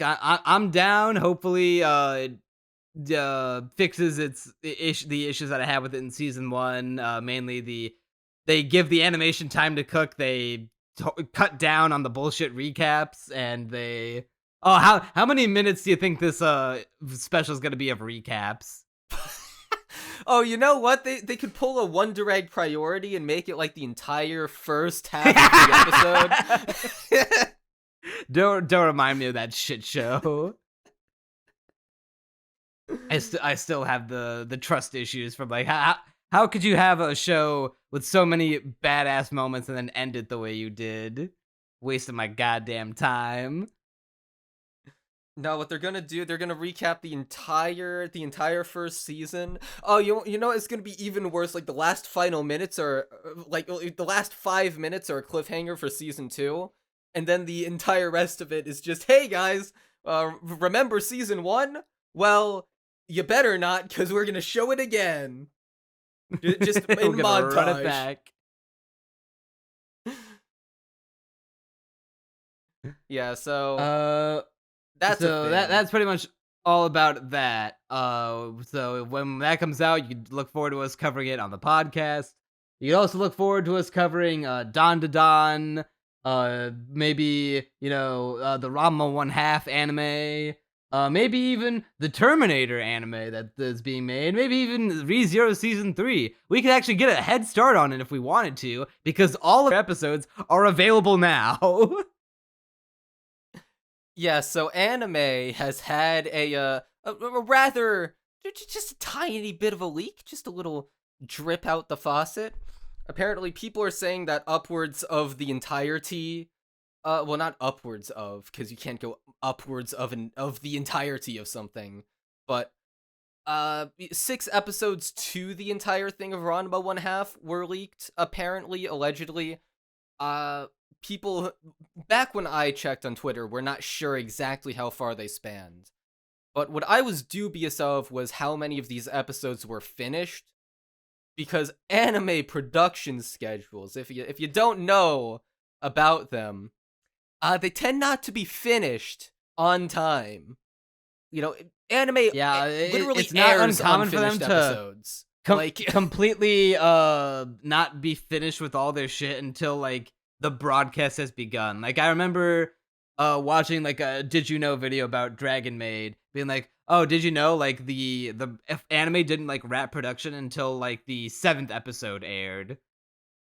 That's probably extremely uncommon for Kyoto Animations. Meanwhile, for most of the industry, like, they're doing the production up until it finishes airing because it's literally not done. Like, any Shaft production, they don't even wrap that shit until the Blu-rays come out.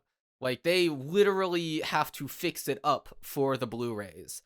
Tomozaki, as I covered in my video, like, is very obviously unfinished in its final episodes, like, in very clear ways that are undeniable. Like, dude, some of the shots have proportions so obviously wrong that it's like, obviously this was just like a first pass that needed to be corrected, that was shat out because they were like late as hell.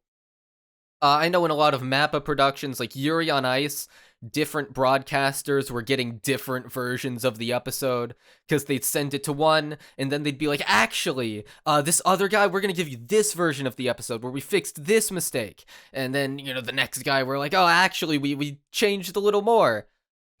Insanity. Like, it's very rare for a production to wrap up before it starts airing, and often, like, before it finishes airing. Like, Dungeon Meshi is an example of a production that I don't think it finished before airing. Don't quote me on that.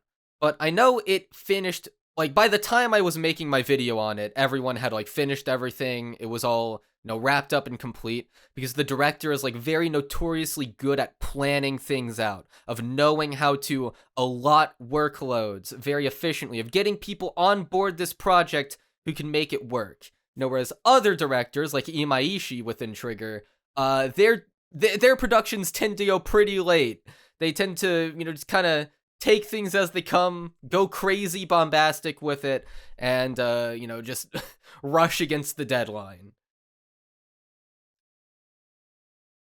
Yeah, unfortunately for these companies, all this is just out. Like, I don't know the full extent of it. I don't think we know where exactly they're coming from, whether they're from like moles within their studios or, people who happen to like, hack into their shit and got the the files I heard with all that it like was something to do with Netflix, but I don't even know if it's responsible to say that, because I don't know.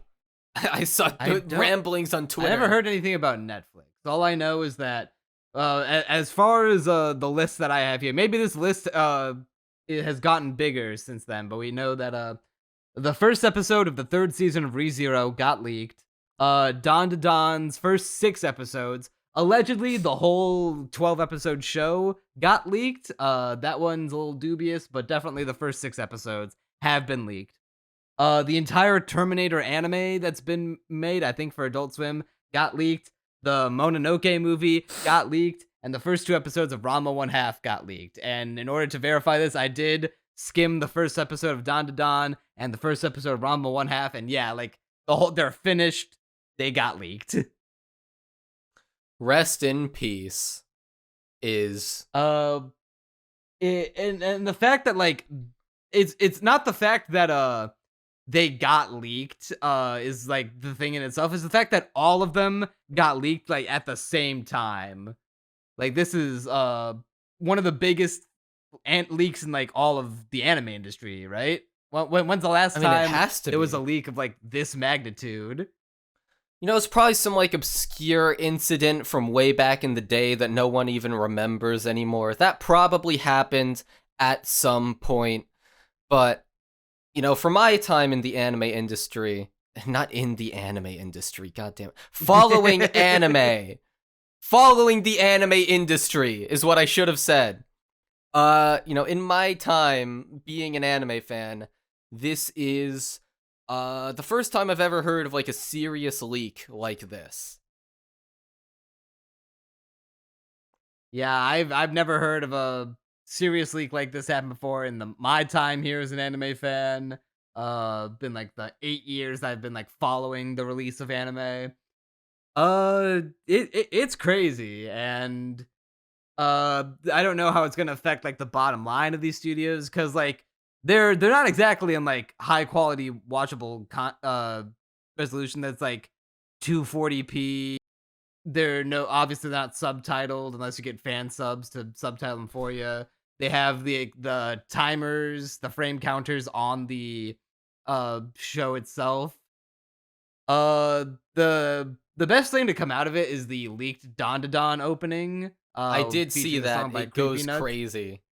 Yeah, it is great. Yet another Creepy Nuts banger. And yet another Science Saru based opening.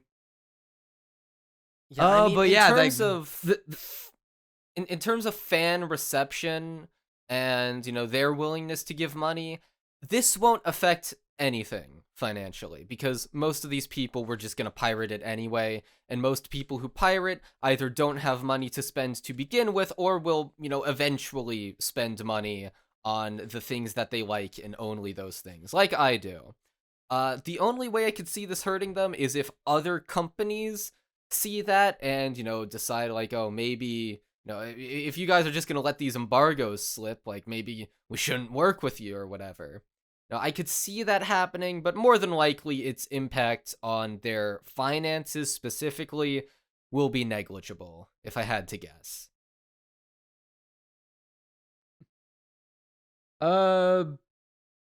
Yeah, I can't imagine it's going to like hurt their bottom line too badly, but I feel like it's got to be some kind of wake up call to be like, uh, hey, like if this something of this magnitude happened this time, what's to stop them from like trying again on like shit like the upcoming Dragon Ball anime? If that leaks, that's like that could be like big profit risk of because yeah, Dragon Ball's the big property. Yeah, I mean, I have to assume there was at least someone like scrambling for multiple days straight, being like, "How did this happen? How do we prevent it from happening?" Probably a whole lot of people in a whole lot of places, but at the end of the day, I mean, I just looked at a few tweets. I'm not the most informed person on this. Yeah, it's more of it's crazy that shit happened than the fact that there was a leak. Just all happening all at once is wild. Like as our Lord and Savior Critical would say, the anime leak situation is crazy. It do in fact be crazy. Next up on the docket, people are upset at Anime News Network. And other news is a day that ends in Y. Yeah, so I mean, a lot of the drama around Anime News Network in general, I'm just out of the way of. It doesn't really reach me. I know vaguely that people don't like them, but I don't really know why for the most part. This interview is probably the first big piece of Anime News Network drama that has hit the Crunchy Bagels tower. So, and oh boy, is it a doozy. But you definitely had opinions of it, you said, when you were talking about it before. I did, in fact, have opinions on it, because, god damn it, I made a Dungeon Meshi video. And I could make another video like the one reading out the Onimai debate, with Neon here to help me. I could have another video like that about the Does Laios Have Autism debate in my Dungeon Meshi comment section. I didn't even mention it in the video. I did not confirm nor deny that, well, obviously can't quote-unquote confirm it, and we'll get to it. But, God, from day one, I have had this opinion of the debate, and the one that I am going to espouse here. But I'm gonna go on a long rant, so I just want you to know before I go on this. Like, do you have any introductory remarks? I mean, I guess we should establish more about what the situation is. Let's establish the situation first. So, Anime News Network was able to get a one-on-one sit-down interview with Miss. Oh my God, how do you say her name? I didn't even check who did the Ryoko Kui. Oh, you're talking about her? Author. Yeah, I know how to say her name. I thought you were talking about who's doing the interview. Oh no, it was blanking on me what the author's name was, because she's the person who really matters here. Well, the author of the article, I suppose, too, but in a not famous way. So Ryoko Kui got a sit-down interview with the Anime News Network folk, and the person interviewing her asked some questions that not seemingly fitting of a intellectual, informative article mindset, but more of a assumative, like presumptuous fan. And the way people took issue into how like some anime fans may be like looking at these kinds of things in their minds the wrong way, or letting their head cannons cloud what like the general idea of the show is trying to convey. For example, during the interview, the author of the article asked Ryoko Kui several questions, including likes of hey, isn't what was it like trying to give Laios like his autism? How are you trying to represent it? What's your... Okay, didn't ask it quite like that. All the questions are like, I mean, that's probably what she was thinking in her head. But I actually did some research for once. I read the original interview in full. And to be fair, all the tweets that Cosmonaut, not tweets, the screenshots he had in the one tweet. Those were the only, those were the main questions stirring up controversy. The rest were pretty normal. Though to be fair, it's also a short interview, so you know you gotta use your questions well in that specific context. But yeah, she asks, you know, a bunch of questions. Another one people took issue with is like, hey, you know, that fans, she uses the word fan service to describe what goes on with Senshi and the panty flashes. And then, you know, Ryoko Kui says like, well, I wouldn't use the term fan service. I was just doing a goof, a little gaff, you know? She used those exact words in English in the interview. Yeah, and like it the whole thing highlighted a divide between like what the anime, you know, fans, you know, the different kinds of anime fans, I would say. A kind of like something that you would the kind of like I'm trying to walk on eggshells here without upsetting too many people, because those I fear that maybe one of them- SJW lib cucks who want their Well, goddamn no, it's characters not a matter gay. of no, it's not a matter of SJW lib cuts, and I also don't want to use the word tourist either, because that's also cringe. Tourist. But definitely a I watch Dungeon Meshi and I've only seen like 7 anime versus you know, people who actually, you know, watch anime. The kind of thing where it's like they're projecting their own views of the show into over what the author is trying to convey. So I kind of agree insofar as I do agree that it probably, a lot of it comes from that crowd of people. And, you know, it comes from like trying to project your own, you know, views, your own interpretations onto it.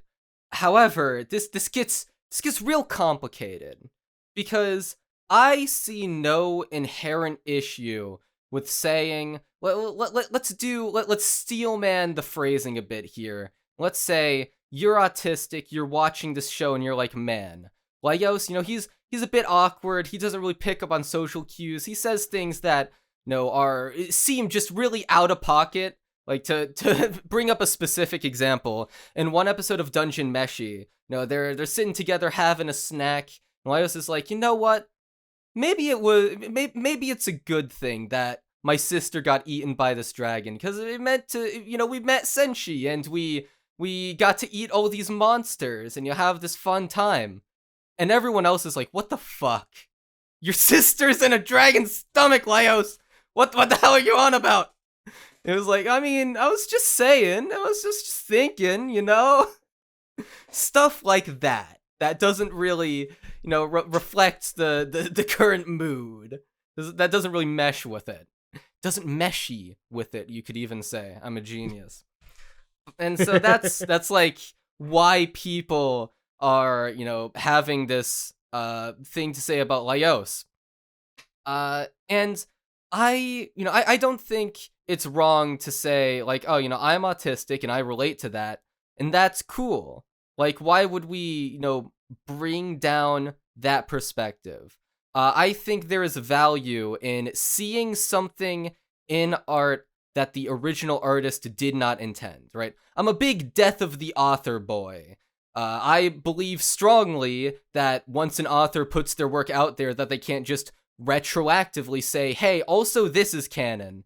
No, you can't say, oh, by the way, Dumbledore was gay and all the Hogwarts students back in like the 1800s, they just shat themselves. That's canon now.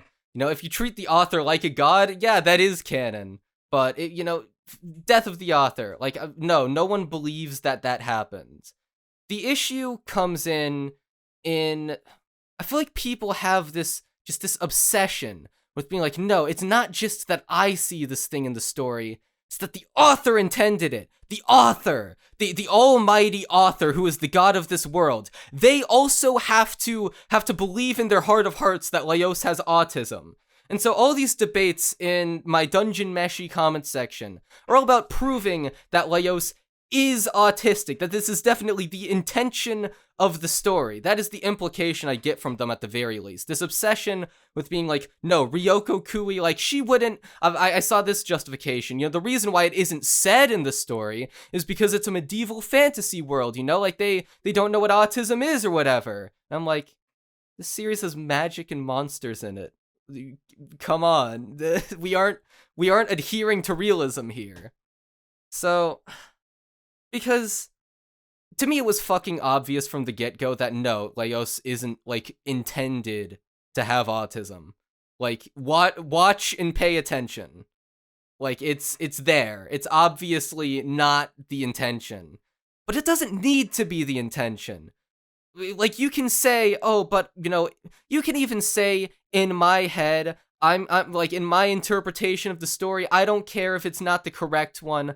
I see myself in Laios. What if I believe in death of the it. author, Crunchy? Yeah, what if I believe in death of the author? You know what? I'd accept that. I'd say, hey, in your heart of hearts, Laios has autism in your version of the story. Like, okay, you do whatever. Like, I think the real issue and what really makes this the interview cringe is in this need for validation. This need for saying, yeah, like, they're no, bringing it up like they think that it's real. Like, they think that's like, oh, yeah, this was definitely your intention, right? Like, there's this review of, well, not even really a review.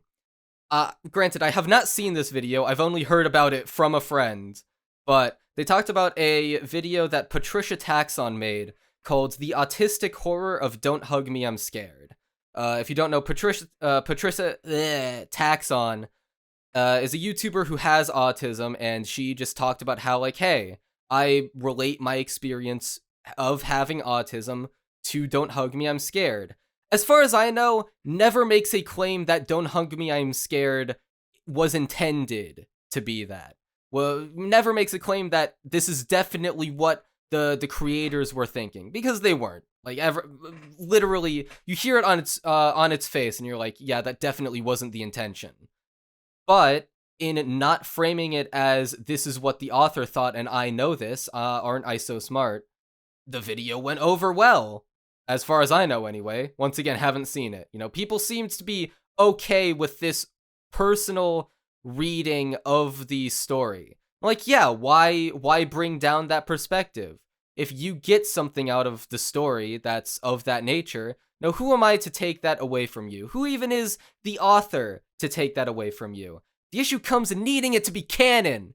Canon isn't real. Who cares? Who cares if it's canon? It doesn't matter. It doesn't need to be canon for your experience to be valid. And so to bring it up to Ryoko Kui in an interview that really should, at least in my opinion, be more focused on, like, hey, what was it like writing this? What was it like having an anime adaptation? Could you give me, like, some insider knowledge, some deets? Instead, it's like, prove this hunch is canon. I just need to know.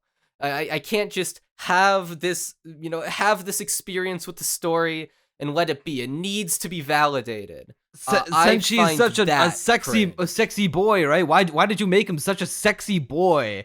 And he's like, and then Kui's just like, then she's not, like, supposed to be that sexy. Like, he's not supposed to be, like, she a says sexual specifically character. Dwarves are cool at one point when the interviewer cool. presses on. Yeah, and then she brings up, like, hey, why is Senshi, like, all going off all this fan service, and he's always, like, flashing his panties at the screen, and then she's like, oh, it's because when I was younger, there was this old man who, like, did his laundry, like, outside and wore his, like, just did it in his underwear. So I just wrote it off that as, like, a little in thing for me. And it just so happened to be funny for this little dwarf character who's, like, kind of goofy, kind of, like, rarely serious. Like, the only thing he's serious about is cooking, but he's goofy all the other time. So when he's pretty short too, so he does a little stumble, and you see his, like, medieval man underwear. I mean, it fits with Senshi so well because he canonically like does not bathe himself, does not care, just is himself, and the world just has to look in awe. And there's the scene of Marcel washing off his beard with soap they get from I'm pretty sure it was like I want to say Kelpie, but I don't think that's the exact name they gave the monster, like the little horse with the seaweed. I think of them as Kelpie. Maybe that is what they called them in the show. I don't quite remember. But they use like the fat from that to make soap to wash his beard. It's like, like that, the whole panties flashing thing fits his character super well. And if you watch the show and pay attention, like you can see the intentionality. And you know what? Maybe you just have a hard on for dwarves. And honestly, if the rest of this interview was serious, and they were like, hey, about those panty flashes with Senshi, like maybe if the question was phrased differently, I honestly don't even think that'd be that bad. Like, I was watching an interview that you have no idea who any of these people I'm about to name are, but Mindcap did an interview with Nighthawk22. Yeah, only I get You're right, that I don't know who these people are.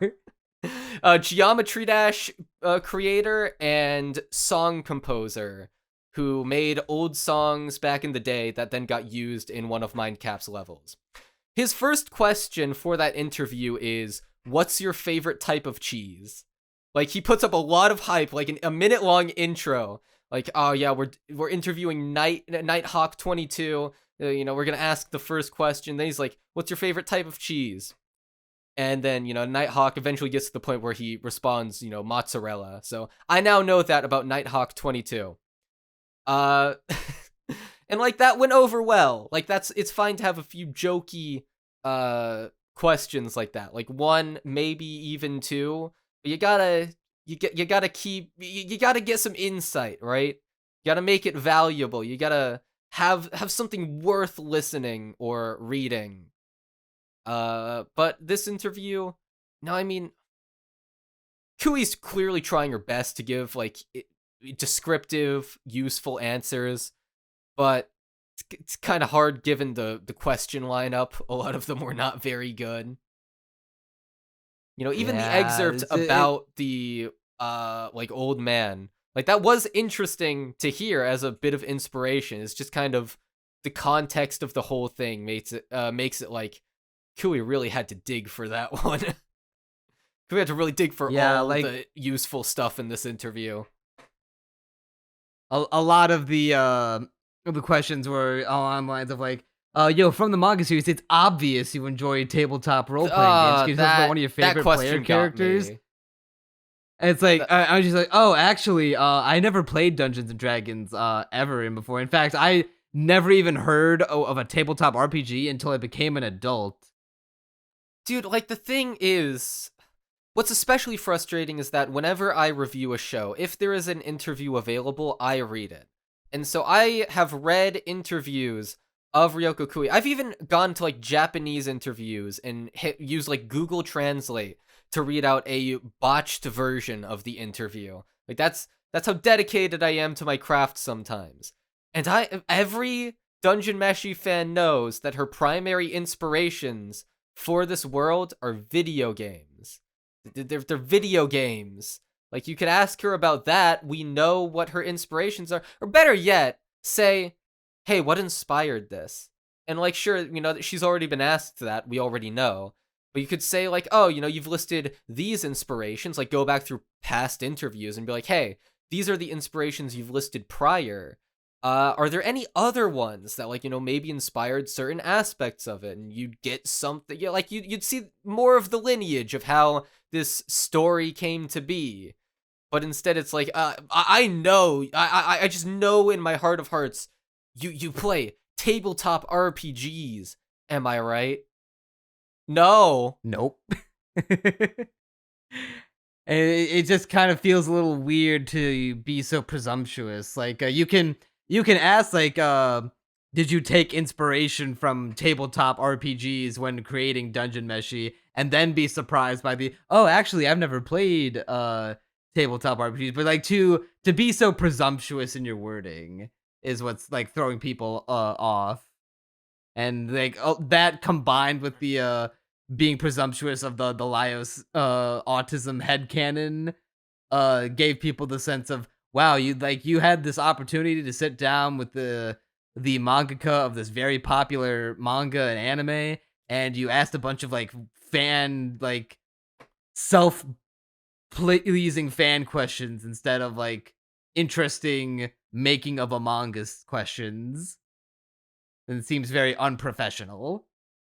Dude, if I got the chance to interview someone, my first instinct would be, let's deconstruct everything about the process by which this was made, because I need to know, if you hear from the creator of something you like, how that thing you like came to be, you can understand, like, okay, maybe if I do this, I can, apply that to my own work. You can get an idea of what went on through their head, what kind of person is required to make this kind of story, stuff like that. And if you read enough interviews, you can get a feel for the process through that. But instead, it's kind of a waste of an interview, honestly. Like, if I had read this, when making my Dungeon Meshi video, I would have literally not even credited it in the sources because it would have provided nothing. Would have just been just white noise. God, did I even... I'm sure I credited the interviews that I read in the Dungeon Meshi video. If not in the description, then in the video itself. What I like about well, in the slight defense of the ANN author who wrote this, I'm not saying I'd be above asking if I had the opportunity to sit down with someone who created a thing that I love and ask them a fan question. I definitely probably somehow sneak it in after a bunch of like, can you like break down the creative process to me and like in your own way, just because I'm so curious as how you your creation from your own unique angle. Like if I got the chance to sit down with Rebecca Sugar and ask her all heaps of questions of Steven Universe, after a bunch of intellectual thought-provoking ones, I'm sure I would sneak in so why the fuck didn't you let Lapis and Peridot get together by the end when they're clearly perfect for each other? I mean, see, the thing is, like, it's all about the way you come off, right? And what you're getting out of the interview. Because like I said, one silly question, even two silly questions, people don't have an issue with them. Like in a Nisio Eason interview I read, the interviewer asks him, hey, you have a lot of cross-dressing men in your series, I noticed. Which one looks the best in girls' clothing? Just poses that question. And it's like, yeah, that's a silly, goofy one, but also I think it was literally fucking 240, I'm pretty sure it was the 240 questions interview. It was like, okay, we have enough questions to waste some. And also, it comes after like genuinely interesting questions and stuff like that. Like, you can phrase this right. You gotta play the optics game. But she kind of failed at the optics side of things, coming off correctly.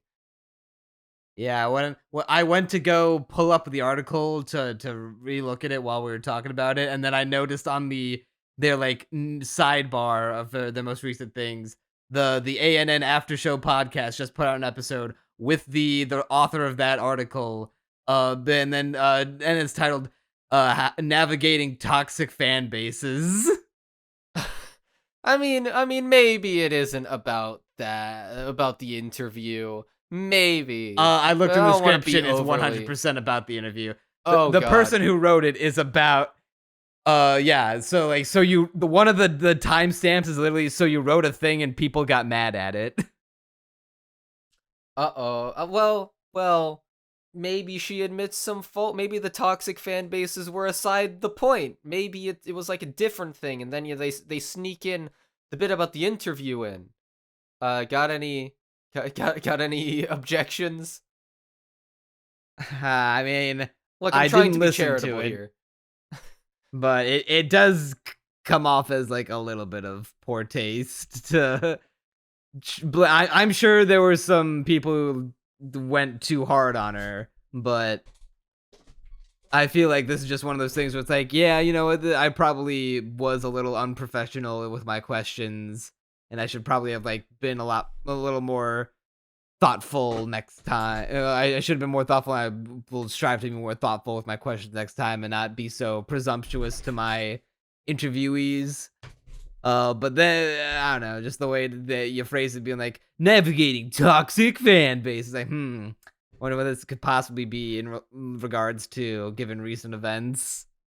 Look, all I'm saying is that if only we let those goddamn SJW lib cucks, if only we got them away from our perfect manga, we wouldn't have these issues, Neon. Am I right or am I right? I'll say this, you're not wrong. Well, there we go. There we go. I won't confirm if you're right, but you're definitely not wrong. You heard it here first, folks. Neon is, in fact, voting Trump 2024. Well, hold on. That's a bit of a leap there, buddy. That's a bit of a jump in logic. Oh, really? Personally, now, I think it's the inevitable conclusion of this train of thought. Yeah, you're right. Of course. The anime tourism. We pivot the podcast into a far alt-right political podcast. Look, I don't want to get conspiratorial on you, but I think the leftists they're trying to kill us all. They're trying to the guy who tried to shot Trump. Those goddamn Democrats did it. It was Bernie's plan. It was Jeb's plan all along. This is how he still wins. He was playing the long game. Look, all I'm saying is Kamala Harris was alive during 9/11. That's all I'm saying. You know what? I never thought of it that way. But Kamala Harris was, in fact, alive during 9/11. And that really makes you think. It does, in fact. Because the gear's turning. A little more serious news. Rachael Lillis, the original English voice of Misty and Jessie from the Pokemon anime, has passed away. Let me see if I can't get an age of like how old she was. Let's see. Born in 78, died in 24, so that's 88, 98, 08, 18, like 40 something. Nearly 50 have passed away. Yeah, it's a damn shame. Yeah, it's crazy to think that just a little bit ago, like only like a month or two ago, when we watched the Pokemon movie. I mean, you only watched it dubbed for a little bit before you switched to the sub. I don't know if you made it up to where you could hear Misty and Jessie talking at the. I was gonna say it's like it's crazy. Like just 2 months ago, I was like, oh man, I was listening to Misty and Jessie performance in the OG Pokemon dub. You know, the good old days. Time I'm gonna hear that voice when she was alive, and then every time I re-watch old Pokemon anime or even that movie and listen back to the voices in the dub, I'll be like, damn, she's dead now. You know, it's like a stunning amount of people who are like, you know, I mean, granted, statistically, it's an inevitability, but a stunning amount of people who are, you know, in the public sphere as artists or voice actors or whatever it may be, you know, they die, you know, pretty young, like you said before 50, right? Well, I did my math wrong. She was 55. She died 55. Of breast cancer. Yeah, like that sucks. But also, like that's, you know, relatively speaking, pretty young. And it's yeah, it could like it doesn't just have to be when you're an old fuck. No, you're not necessarily gonna live to the average age of like, I don't know, 73. I don't know what it is at this point. But you're not guaranteed to get there. I guess you're thinking a bit existentially. Like, you know, before that we had Do you know how old Akira Toriyama was when he passed? Uh, he's definitely older. Let me get up what his age was. 68. 68. Okay, I mean, at least he made it a bit further up there, but I know Kintaro Miura? Am I getting his name right? Yeah. Yeah, I mean, I forget exactly how old he was too, but I know it was in his 50s. Or at least I'm pretty sure He was in his 50s. 54. He 1 year younger than Lillis. Yeah, I mean, in that case specifically, people were talking a lot about like, hey, you think it's like easy to just sit there and draw all day, or at least not like physically demanding on the body. But if you're working insane hours, like it'll drain you no matter what you're doing. Anyway, not to make this about me, but it's times like those where I'm like, huh. How can I make the death of this beloved voice actress about me? Exactly. I'm scheming that every day. But I mean, look, I mean, aside from me, like, let's get that out of the way. All right, nothing about bagels no more. It's a damn shame. I remember hearing her voice. God, I said the word I. I'm fucking. But I remember hearing her voice in the anime. She's a god damn. I can't not make it about me. It's impossible.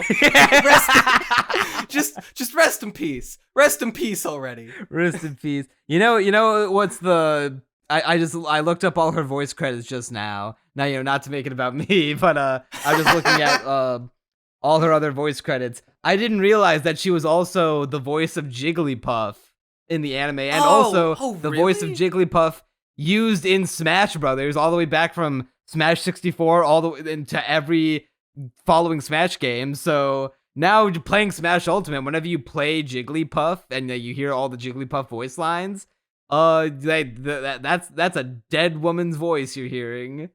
Rest in peace. Jigglypuff's voice is so good, dude. That's a shame. That sucks. Yeah. Every time I hear I'm gonna do a Jigglypuff final smash and I hear her go, ooh, Jiggaloo, I'm gonna get really sad. And I'm like, aww. So yeah. We'll have in podcast we will have one moment of silence for Rachael Lillis. Thank you for the memories.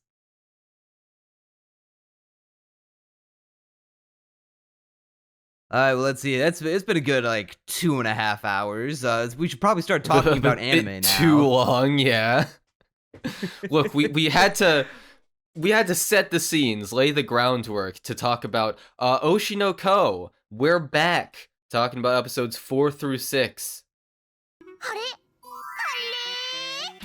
憧れの人って私茜ちゃん私に憧れて演劇始めたのいやだもん私が大好きならそう言ってくれたらいいのに Yeah, and it's been a banger. This is like some of the best the show has been up to this point, in my opinion.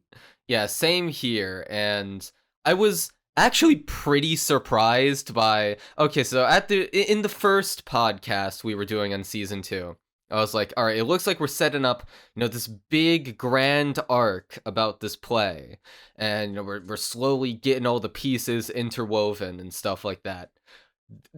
We're not done with the arc yet, so granted, it could go on a bit longer than I'm even anticipating now, but I was surprised at how short it was before we got into the actual play. We're already in it. Yeah, I thought for sure we would not have hit the play until like episode 9 of the season, but no, I thought it'd be the majority of the season, like building up to this, and then that would be like the climax, and maybe a few episodes after that of being not the play. But no, we're just diving right in, and I guess my one regret about it being so quick, I guess okay, so we had all those, those side characters, those gals in the backgrounds that we were like, what's their deal? What's going on there? Maybe we're gonna get some development from them?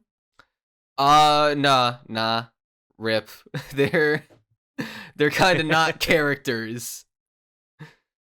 I mean, they tell a lie. They're trying to do a couple things with like they're using the green-haired asshole dude as a way to Okay, that further is true. Melt's character development. Yeah, but like the two gals, I could not Oh tell yeah, you no, much about they them got at nothing. They're just all. there to stand there and look pretty. Nice sucks because I love their character designs. I really do. I think they both look great, and then they just don't do anything. I'm like, come on, I want to know what their deal is. They look too cool to do nothing, and then they proceed to do nothing. Hey, you know what? Melt did nothing in season 1, and now we're getting a whole character arc for him in this season. Maybe they'll come back later. I'm looking at the character descriptions on AniList for these two. All that's said about them is, and I quote, a stage actress in the La La Lai theatrical company who acted in the Tokyo Blade stage play production. And it's literally, it's almost identical between the two, except instead of Tokyo Blade stage play production on Koyuki's page, which I couldn't have even told you her name without just reading it outright. Instead of saying production, it says adaptation. So very distinct. Wait, no, I think I misread it even. No, it's literally the same bio. Never mind. I dyslexia'd it, I guess. Yeah, it's literally copy and Dyslexia, an pasted character entire bio. word. Well, you know what? Maybe it's not about them right now. It's about Melt right now and his arc, and also the whole thing going on with we resolved the Abiko storyline with her coming to accept 2.5D stage plays, and now collaborating with what was his name, Goa, the writer dude. Yeah. And they were able to write their own stage play that's going to be a lot more focused on the characters and the actors to carry the performance of the story. So I love the way this wraps up. Granted, my one critique, right, and we were saying this in the last podcast, we want to see the actual play that is getting Aqua and Abiko, on board the 2.5D play train. We see the characters from the play on the screens, like for a brief moment, and then we just kind of cut to it ending. Yeah, we don't get to see much of the actual, or really anything at all of the actual play. And I was kind of disappointed by that. I was like, okay, but we're with Abiko. Abiko's gonna be hard won on 2.5D plays, right? She has a bias against them. I want to see the moment where she's a turncoat. And, I feel like there was a bit more emotion to get out of that. But everything else about the way they handled the end of Abiko's arc, I think is great. Because what Oshi no Ko does really well overall is when when you resolve an arc, it's not like, or I guess this isn't even really, the grander arc, I guess.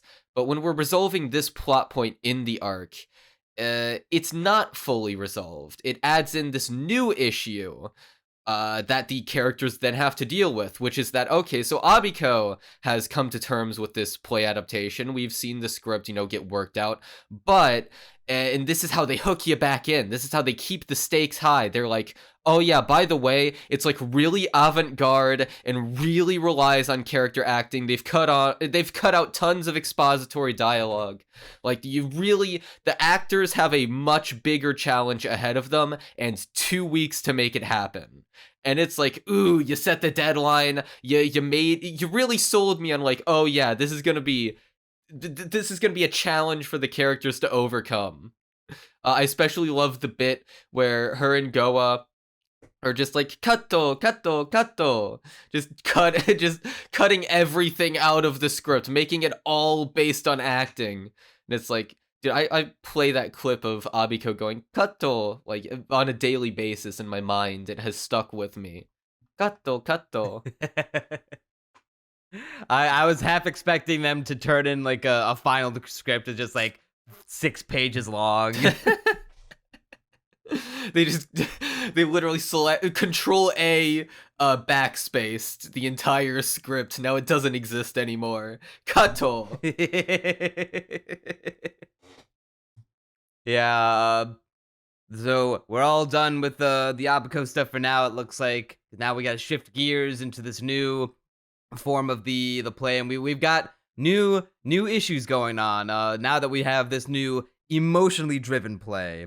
Now that heavily relies on the actors' performances, we gotta have it like a battle of the actors, and acting talents come into play. And Aqua has got a problem because he's got to act like very emotionally for his scene where Akina's character comes back to life and he gets emotional about it.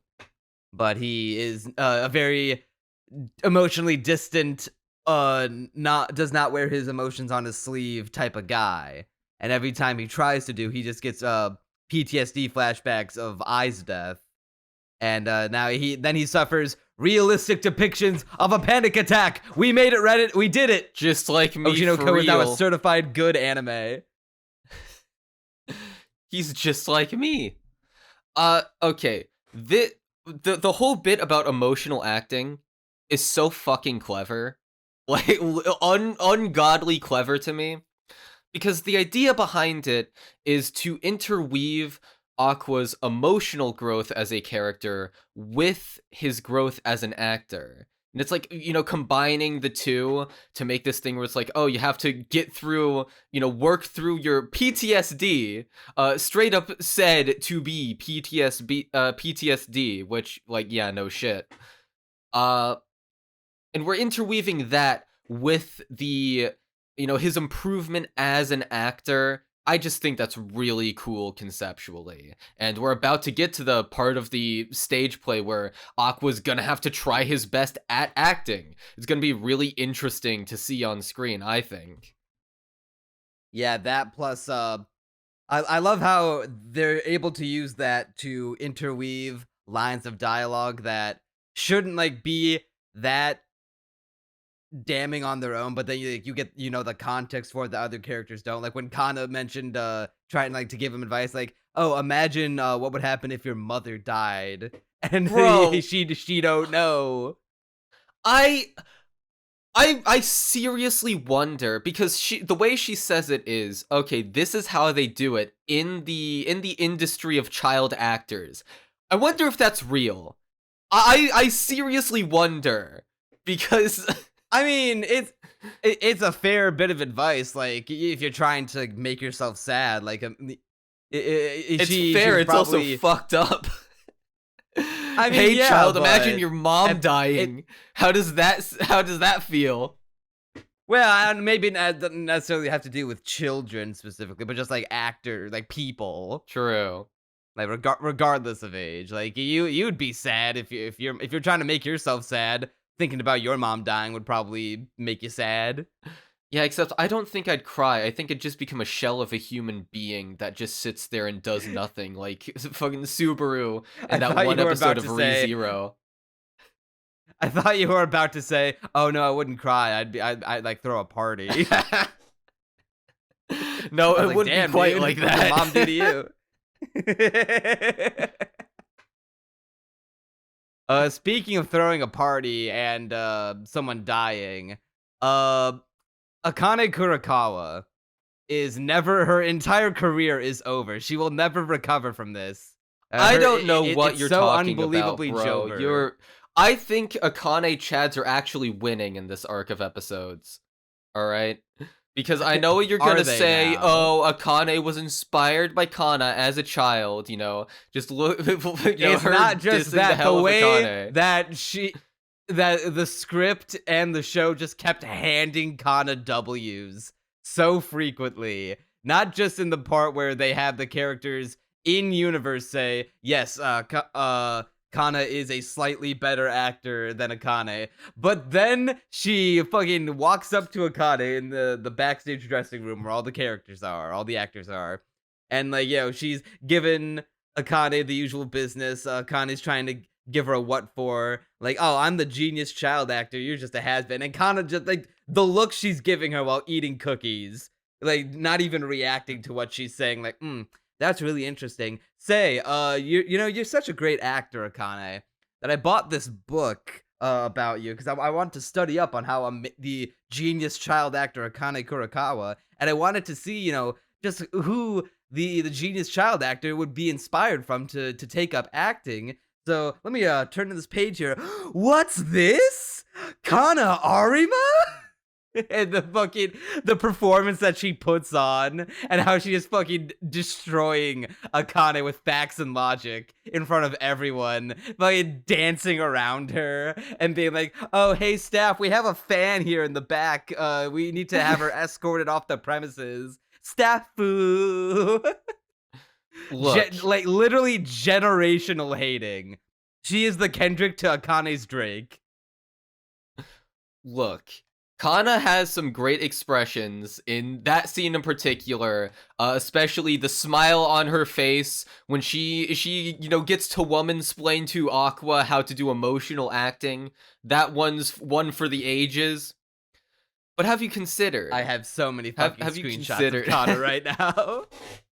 Have you considered that Akane, Kana might be there, to have your back, to be in love with you, but Akane would abet your murders.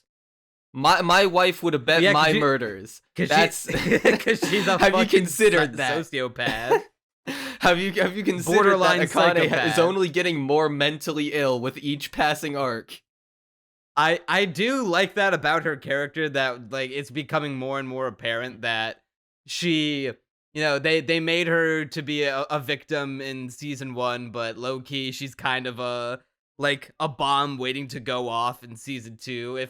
If Awkward like straight up murdered someone in front of her, she would definitely be like, not she would not be like, "Oh, Aqua, that's pretty fucked up. I think I'm gonna have to report you to the police." She'd definitely be like the fucking the coffin of Andy and Lele to go down in the ship with him.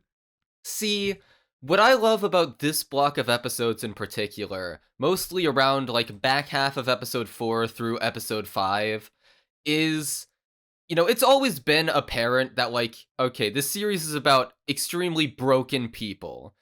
Aqua is literally out there for revenge for his mother's killer, that he has just harbored this resentment and guilt his entire, at this point, upwards of, over a decade at this point. A decade of hatred has propelled him to want to kill his mother's killer, right? So obviously, not very stable. And, Akane got cyberbullied to the point of attempted suicide, only got saved in the nick of time. Ruby went through that same traumatic incident with Aqua, but we've been in more of a lighthearted phase of the show, probably since the end of episode 7. We've been moving on to, cheerier days. Hey, we're doing idol stuff. Oh, Abiko, yeah, where, she's going through stuff, but she's not, mentally ill. She's just, stubborn and doesn't want other people to work on her stuff. And will get to the point of, having mental breakdowns if she keeps it up. But, she's being saved. We're getting her to acknowledge that, hey, this isn't the way. We're working through all these issues. And then the show's oh, yeah, by the way, all these characters are mentally ill. Fucking mentally, having panic attacks regularly because he has, remembered Ai's death. Even Ruby is getting this thing where it's oh, if someone were to, sleep with my brother, if he was to do that, that wouldn't be okay. And she's giving this extremely serious, down look Ruby on her face. Specifically is mad at the idea of Aqua sleeping around with a high school girl, and specifically getting her pregnant, which I threw up an eyebrow at, and they're interesting that the Ruby of all characters would be upset about her Aqua getting someone pregnant like that. And I know what you're thinking, and it's now dawning on me that yes, that is funny given the the context. But I was thinking more of along the lines of Ruby's backstory, or in her past life. I can't help but wonder if her health condition may have had something to do with that. Maybe she was part of like a teen pregnancy maybe, and maybe she resents her I father don't or I her don't mother. think that. I think that's a stretch. What I think it is, Well, and granted, well, I mean, why else would she be upset? my thought was that Unless she unless No, she's like, it's not if the anyone's gonna get, incest. if Aqua's It's gonna not- get anyone pregnant at teen, it's gonna be me. No, what I think it is, and granted I could be wrong on this, is like a possessiveness, like attachment issues brought on by the death of Ai, where she actually feels like, very like possessive of of Aqua in that, well, like not sexually yet.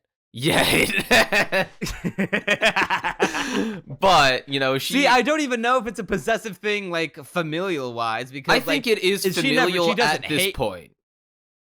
she doesn't hate Aqua. She's never shown hatred towards Aqua, but I wouldn't say that they've ever been like extremely buddy. Like even back in season 1 when she sees Aqua doing all of the stuff, especially with the dating show stuff, and her being like, "Oh, drop dead, you jerk, you prick." Yeah, but I read all of that as just being like sibling, teasing and, a normal sibling bond thus far. Obviously, if you know, you know. But, I don't think there's like any strife in their relationship thus far. I think they do have like a sincere sibling bond, and that if I had to chalk it up to anything, I'd say it would be sibling possessiveness, most likely. I don't think she was like pregnant as a teen. Like, how old was she at that point? Like, I don't know. No. I'm not saying she was. I'm saying she was like born of parents. Her parents could have been teens when she was born, and that could have caused her to have her like birth defect or whatever. Wait, did she have like cancer? Was it like hard confirmed that it was cancer that she had, or if she had like Well, she was like a bald, genetic so that disease? is like the most likely Well, one. I'm sure. Chemo could treat more than just cancer, right? Like chemo could be used to treat like genetic diseases.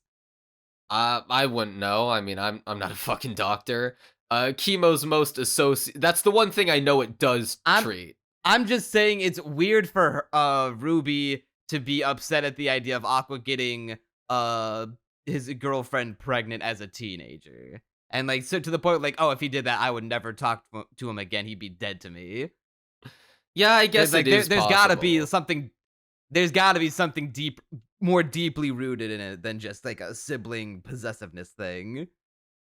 You are beginning to win me over, but besides, if I'm right, that means that the reincarnation is now more justified in the story, and I'll take that whenever I can get it. True. Because I do often forget that, like, oh yeah, this is a reincarnation story still, technically. Look, Neon, you just don't get it. It's the justification for the incest, all right? That's why it's there. Yeah, you're right. You're starting to win me over now. I'm beginning to see the bigger picture. Look, we just don't get Akasaka's vision, right? You have to have a certain kind of way of thinking to understand the goat's vision. All right. While we're on the reincarnation topic, how do you feel about the heavily implied reveal that Akane realized that Aqua and Ruby are Ai's kids? I was not expecting it this early in the story, for sure. And Damn. I mean, you say heavily implied, it literally cannot be anything fucking else. Like, she knows. She absolutely knows. If technically speaking, if the story pulls something where she doesn't actually know, I will be pissed. There's no way she doesn't know. I'm only saying technically speaking in terms of they never outright come out and say it, but I say heavily implied because she's Sherlocking all of the mental dots in her head, and then she says to Aqua, "Oh, I just thought about something really, really sad that, if it's true, then I wish I could help you with it." I think she knows, but she's scared to come out and say to Aqua, for hey, sure. I know your secret. Yeah, she will never well, she will probably eventually tell Aqua that, hey, I know your secret. Because, I mean, come on, the drama. It would be so juicy. It'd be so good. Peak, Kino. But I she's going to especially hold love it the to bit her, where to her heart when for a while. when she connected the dots, she had the stars in her eyes. That was cool. That the directing pops off in these episodes at many. I mean, we're gonna get to the part where it pops off the hardest, but even that, like having the stars in her eyes, like you know, I didn't expect it this early, but I am not against Akane knowing, especially because it leads into the scene where Akane would say, like, yeah, I'd bet your murders. I'd aid you. You'd have your reasons. Because it's building up to this idea where it's like, Akane is feeling this sympathy for Aqua. You know, like, oh, he's having panic attacks. Like, oh, I, died of a murder. Like, I think she's put it together in her head. Maybe not that he's getting revenge for Ai's killer specifically, but that there's some kind of, some grand mission that he is on related to this trauma of his past. That he is driven by that to some degree. And with that hunch, she's like, you know what? Yeah, I'm down to help you with that. And also, something that was interesting, at least that I was thinking during this scene, because my first thought was, man, this is emo as hell. I mean, I like it, but what the fuck? These characters are psychopaths. But then I thought about it more, and I was like, okay, but people as broken as these two are, I could totally see like a teenage girl who has been bullied to the point of suicide, who is like growing more and more in love with this guy who is a broken person, saying like, yeah, I'd have bet your murders. Like that seems so plausible to me. That Crunchy, quit describing your dream girl. Look, all I'm saying is I need me a girl who will abet my murders. That's all I'm saying. Is that not a reasonable request? It's becoming more clear why you adore Akane much more than Kana, because she every episode she becomes more and more your perfect dream woman, where she's mentally ill to the point where you could be like, I could fix her from cyberbullied suicide, but then you realize that she'd be totally a-okay with helping you kill a motherfucker, and is like such a psychopath that she like would find you even more attractive for it. She's so broken that she's now just become unhealthily attached to you. Yeah, like Akane, I think, and would also has gotten do extensive stalker research to emulate your true dream woman. See, the thing is, Akane has gotten like way more interesting to me. Like, she was already my favorite character, and this just cements it even more, where it's like the more, because the stalker stuff, right? Like, as a juxtaposition to how she was in the dating show where we don't know this side of her, it almost feels like difficult to come to terms with, to grasp.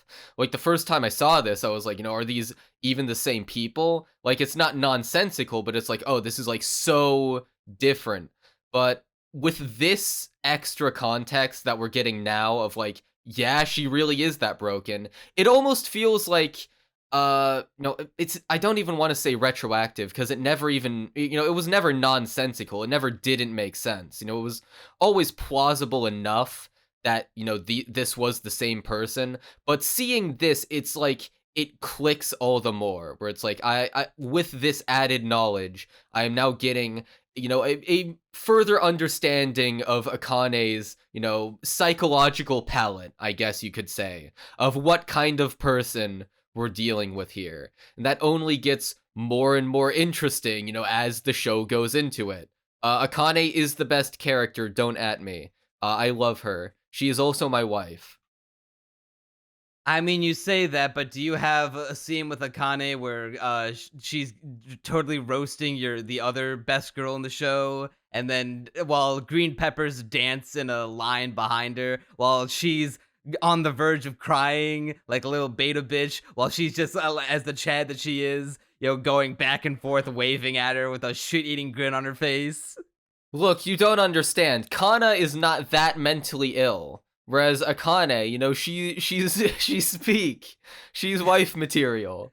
She doesn't need to be mentally ill. She's fucking balling on her. She's fucking dunking on her every opportunity she gets. Literally all anyone has to say is bell pepper and Kana withers. She falls apart.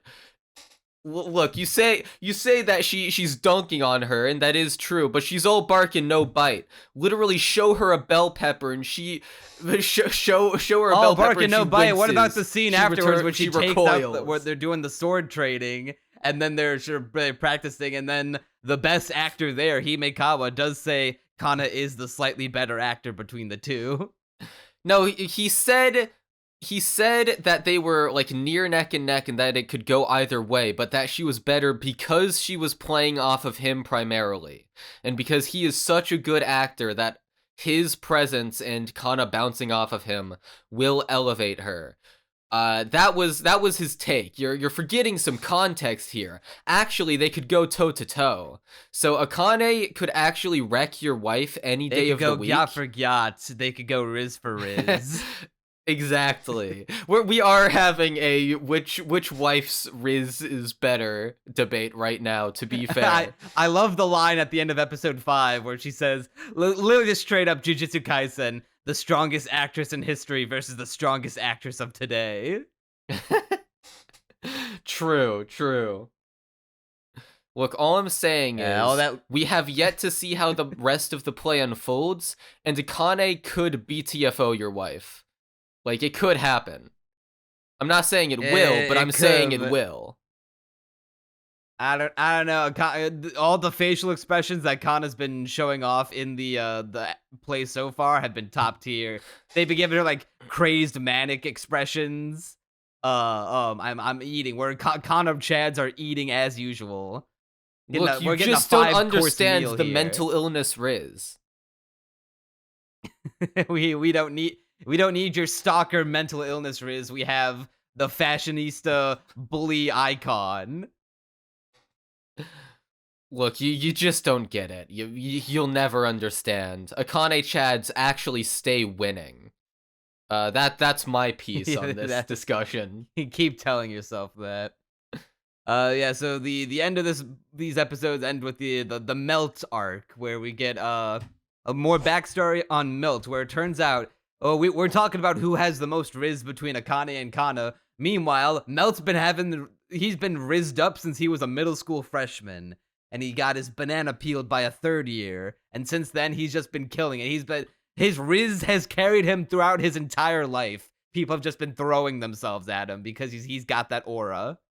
Yeah, it was a little jarring to see, like, we're doing the play, we're having all that, and then he's just like, when I was in middle school, I was fucking assaulted. Nice. Well, no, it wasn't assault. He puts it as like he was devoured by a third year, but when you're in middle school and the other person you're having sex with is a third year in your same middle school, I imagine that, like, at some point you've definitely been like, okay, I guess we're doing it. He's probably surprised that a third year came for him, but I did not read it as assault at all. I mean, you say that, but at least on my subs, the way it was phrased was "had her way with me," and it shows the scene of her, like, I forget if it was maybe putting he on was her, a sub undoing the whole her, time. undoing her bra. And he has like this, like, not a very happy expression on his face. He looks like he just went through shit. Crunchy, I don't know how else am I you're supposed to virgin. read it. This is how I can tell you're virgin. She was not undoing her bra; she was putting it back on, and that I forgot. Is his post-sex Okay, face. That's his what face? That was his post-sex face. That was his post-nut clarity face. I don't. He was already naked in the bed, and she was getting up from out of it. I don't think that's a post-nut clarity face. He looks miserable. He was not miserable. He was like, oh, I just had sex. I don't know. Maybe I'm misreading it. It doesn't seem like something your virginity is showing. It seems like something that he deeply regrets, at the very least. Like, he doesn't. Even in the moment, he does. I don't think he looks happy about it. I have the screenshot up. I double checked. He does not look happy about it. He probably regrets it in the long term, but it like at the time he definitely was like, oh yeah, I was like, at first I was like, oh, kind of okay with like coasting off of, uh, just looking good and just having shit handed to me, but then I realized that I don't like to work, and I realized if I can just half-ass things, and I'll still get job opportunities because I've got that riz, I've got that aura, I've got that skibbity. But as his life has gone on, especially with the sweet today thing, he realized that like he always knew that he was like a half-asser and not giving his all to anything and not never really trying towards anything. But it was the sweet today drama that he did with Aqua and Kana that made him realize that, oh yeah, I fucking suck. I shouldn't be in the position that I am. I only got carried because of like my looks and nepotism. Yeah, so this arc is I admittedly have some mixed feelings about it, because on the one hand the actual episode does like a really good job of like making you care about Melt, but it also does feel a little all at once. Like maybe we should have threaded in a bit more of him being a character before this. Granted, they did do I like mean, a decent job of they beginning did to do set it him up in episode 5 in specifically. yeah, where he saves the pink-haired country girl from the advances of the green-haired dude. Yeah, like that scene where, we set up that rivalry, and then, we expand upon it in episode 6. But I still just got the slight sense that it was a little sudden to be like, oh, and actually we have an entire episode with him now. Which, granted, it's a good episode. I think it's a really good episode. I like it. I like this. I think my favorite thing about this second season is that it's taking characters from season 1 that I thought were just like one-offs, like we'll fulfill the role they need to fill, and then we could just do away with them for the rest of the show to focus on our actual characters.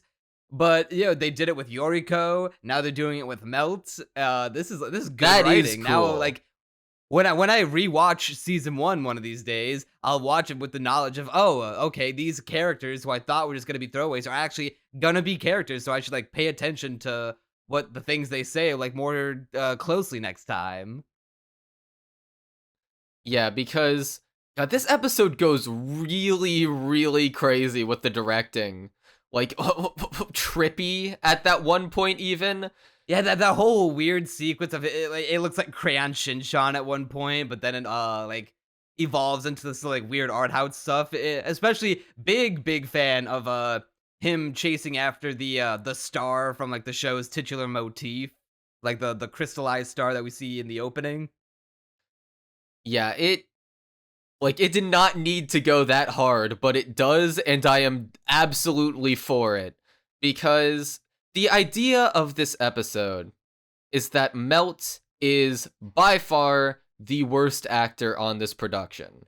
And he knows that. He's new, like not even that long ago he was complete shit at acting, and he's only gotten to be at the point of like just barely passable through just insane work and dedication. But he does not have the years of experience of everyone else on this production. And it even gets to the point where like members of the audience recognize like, oh, this guy is not the best at what he's doing. Like he is clearly being outshone by the other actors. And it's made even worse by, the other guy. He's like, yeah, you suck. Why are you even here? You're just here because you're hot. Yeah, that's right. Fuck you. No, and he's like, putting him down. God damn it, I can't speak.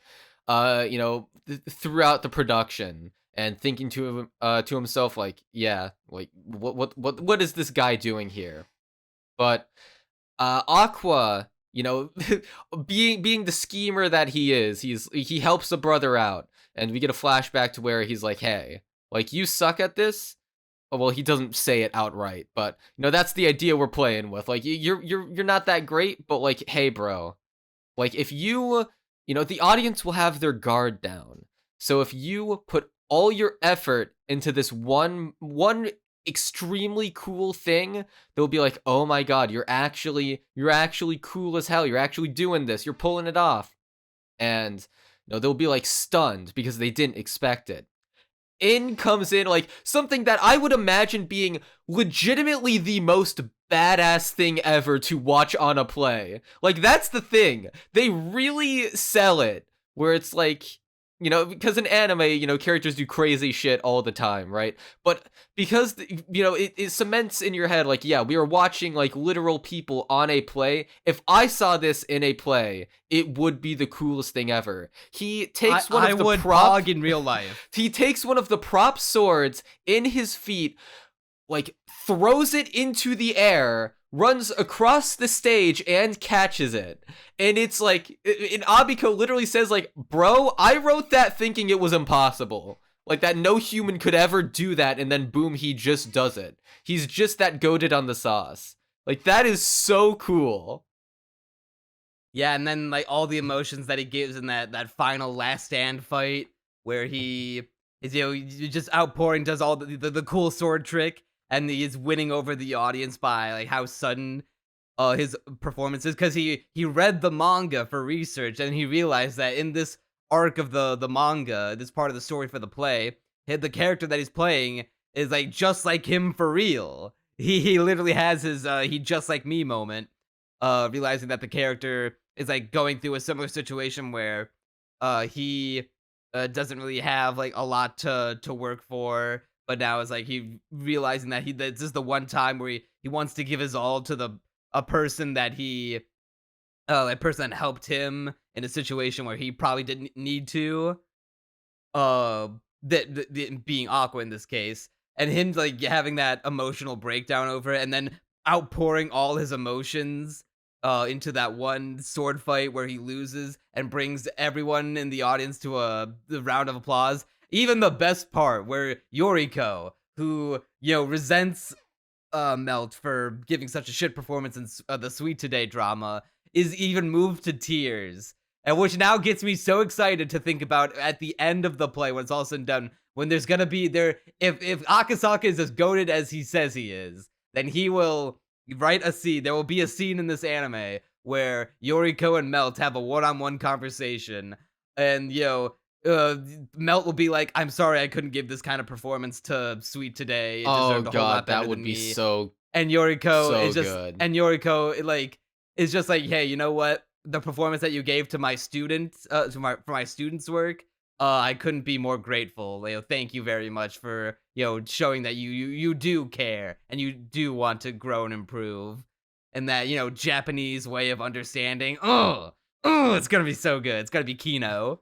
One of the details I especially like is that he even ad-libs the ending, where it's implied that there would be, like, some kind of line of dialogue or whatever, like something, extra, but instead Melt, like, ad-libs this thing where he just lies on the ground, like, defeated, not saying anything, and just lets the audience, like, wallow in that, like, the contrast between his screaming and him just still on the ground. He goes up to the, green-haired guy and, like, hey, like, I'm sorry about ad-libbing that last part. And he's won over. He's like, holy shit, like, you're actually cool. Never mind. You've won me. You've won me over. You did a good job, son. There's a lot to like in this episode.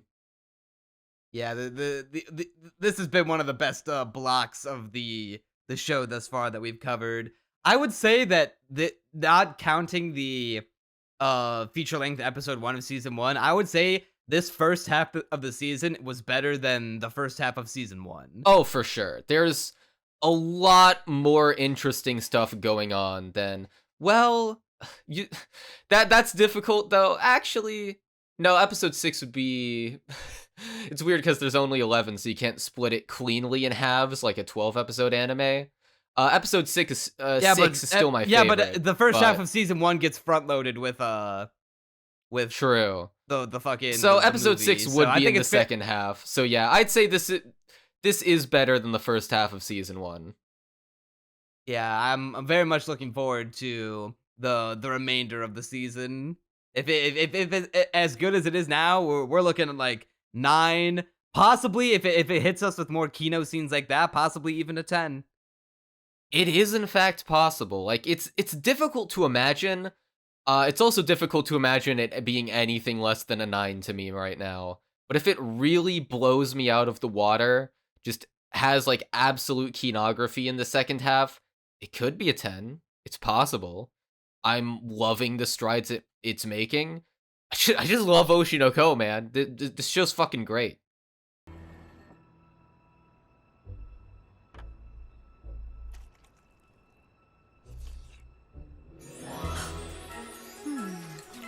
What is this? Mint chocolate chip. It's delicious. Also, just be careful about breathing into the mic on your end. That's fine. I'm so breath pilled. What does that even mean?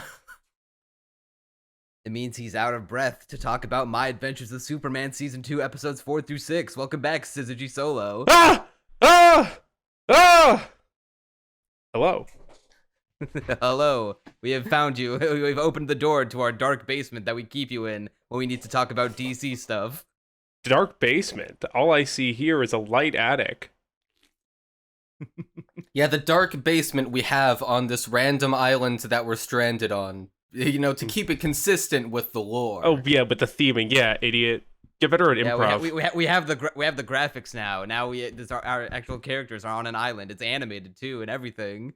Wow, this basement is really sandy, and it is not a basement. It is sand. Yeah. Well, welcome back to the podcast. We're talking about episodes 4 through 6 of season 2 of My Adventures of Superman. We had you on last time talk about the first 3 episodes. The two of us weren't big fans of it. You were more easy on it than we were. But these episodes were much better than those last. Oh, 100%. Like, I'll be honest. Like, I do meat ride it a little bit, but I do believe that what's it called? I do believe that the last couple episodes were fucking phenomenal. We also get to talk about a couple of my favorite characters, including Blue Snowman. Which one was Blue Snowman? Okay, so episode 5, the dating episode, where you meet the hottest character of all time in Silver St. Cloud. True. There's 5 characters on that. There's Hank Henshaw, Superman, Silver St. Cloud, and then 2 other people. One of them is Shandi Gupta, who's, I believe, an Indian superhero. I don't remember. The other one is Berna Brilliant, who is also known as the Blue Snowman. The non-binary Blue Snowman. No, literally the snow person, one might say. Genuinely insane character to exist, by the way. It's like, what if Captain Cold somehow looked worse? It isn't Captain Cold already just Diet Mr. Freeze? No, like, yeah, and Mr. Freeze sucks. Here, have you ever seen what he looks like? Mr. Freeze doesn't suck. He's No, one of the best Batman he was villains. fixed. He was fixed by BTAS. But here, I'm going to show you this picture. Right here. This is gonna bring up like Arnold Schwarzenegger. This is Blue Snowman. Why does he look like Juggernaut? But he looks like Squirtle? he looks like what if Squirtle is wearing a Juggernaut outfit. He looks like what if Juggernaut was Alfred and also design? Blue. Yeah, That's luckily for everyone, they chose to just go with the normal just alter ego, and I think that's a win for everyone. Although these episodes, I felt like there were a lot of characters who are probably like super comic book deep cuts that at this point even I couldn't recognize with my tertiary knowledge. Yeah, I mean, Silver St. Cloud's relatively big-ish. Just, she's like one of Batman's girlfriends in the comics, probably the biggest one that isn't like Catwoman or Talia al Ghul. She's fucking hot in this show. Like, goddamn, I want her to kill me. I want her to beat me to death. She would never, with hammers. No, literally, with hammers. What are your thoughts? Mr. Bagels? Wait, which one is Silver? That's the silver-haired, the white-haired woman from the dating show. All right.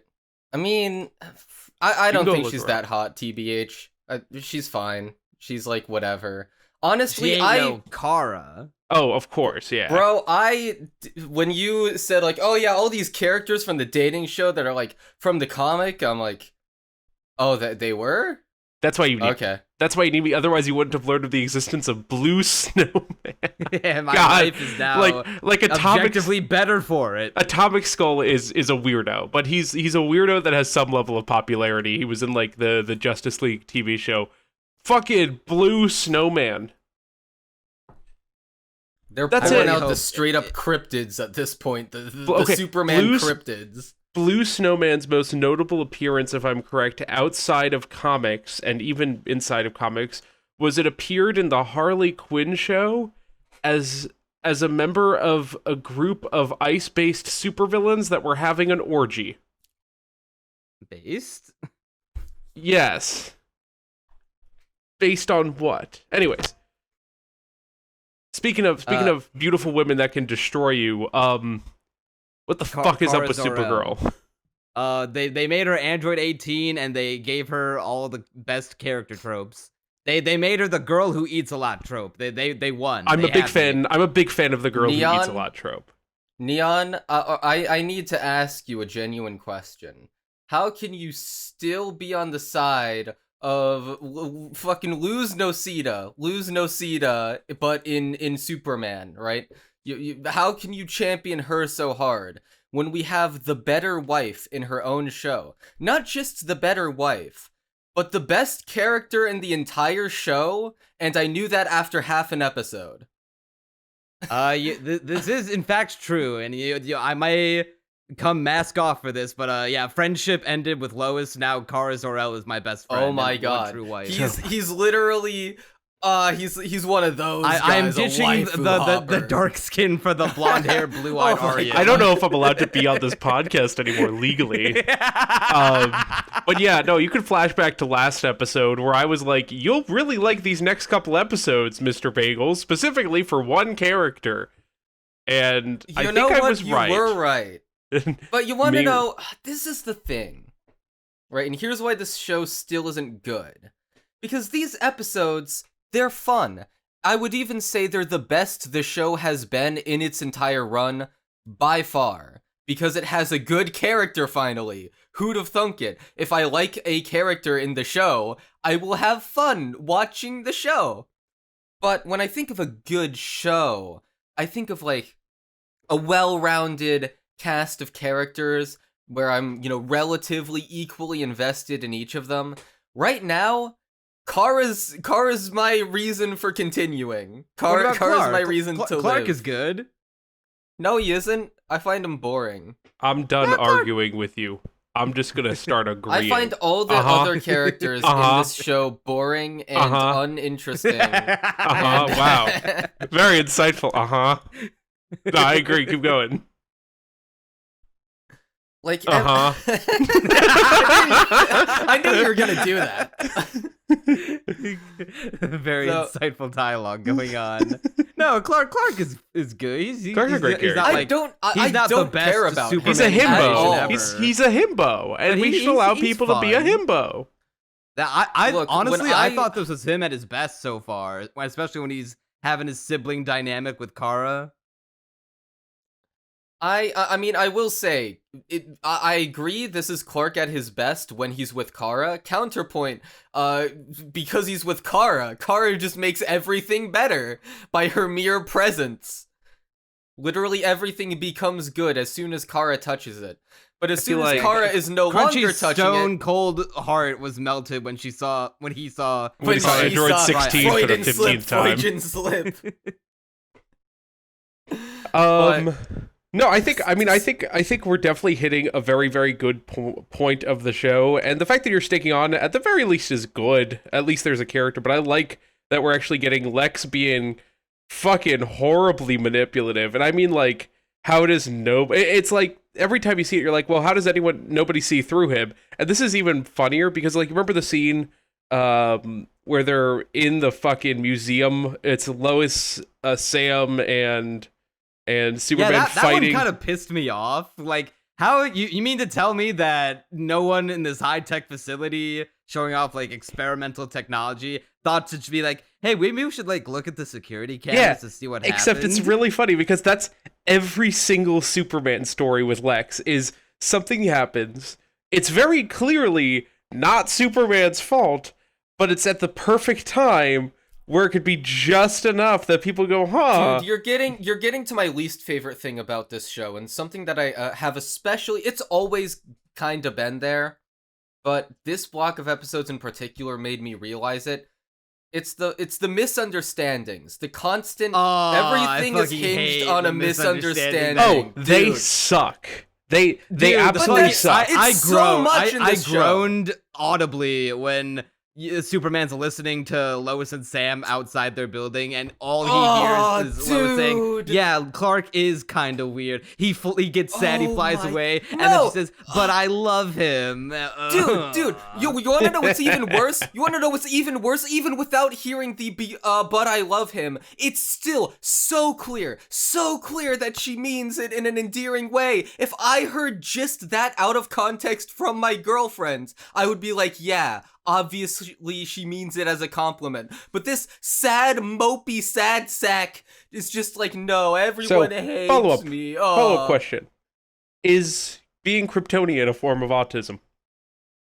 In I mean, Kara's all of your case, senses are enhanced, so honestly- maybe. Like the fact Honestly, that the fact that he hears something that is very totally obviously like that, is he just autistic? Also, he Not in a has rude super way. hearing. You mean to tell me he flew away fast enough to not hear the rest of what you Yes. said? Oh my, I literally didn't even think about that. It only gets dumber. I mean, yeah, but also keep in mind he's like what, 22? He's emotional. His Dude, brain hasn't I'm fully 20 formed. and I can recognize this. How is he You're too 20? stupid to... Yeah. You have the cynicism of like a 45-year-old. Jesus Christ. Yeah, I was a fan of Lex coming out, going full typical Lex Luthor, trying to convince everyone, being like, "Hey, no, Superman, he's helping us now. What if he didn't, right? I did What if like he didn't?" I do like also that entire episode's buildup of, oh, Lex Luthor's entire thing is because Jimmy was nice to him once. I do like that. That Like, I like it's very ironically do funny. kinda like. It's very funny that like, cause I guess, yeah, he's the kind of the entire reason. But he gets invited. He's like, it's Superman's best friend. Tell us about why he sucks. Yeah, I don't know what he was trying to do there, but He is very smart. He's very It's the guy who's like, please, I'm very intelligent. I can't wait to figure out how they're gonna make him bald.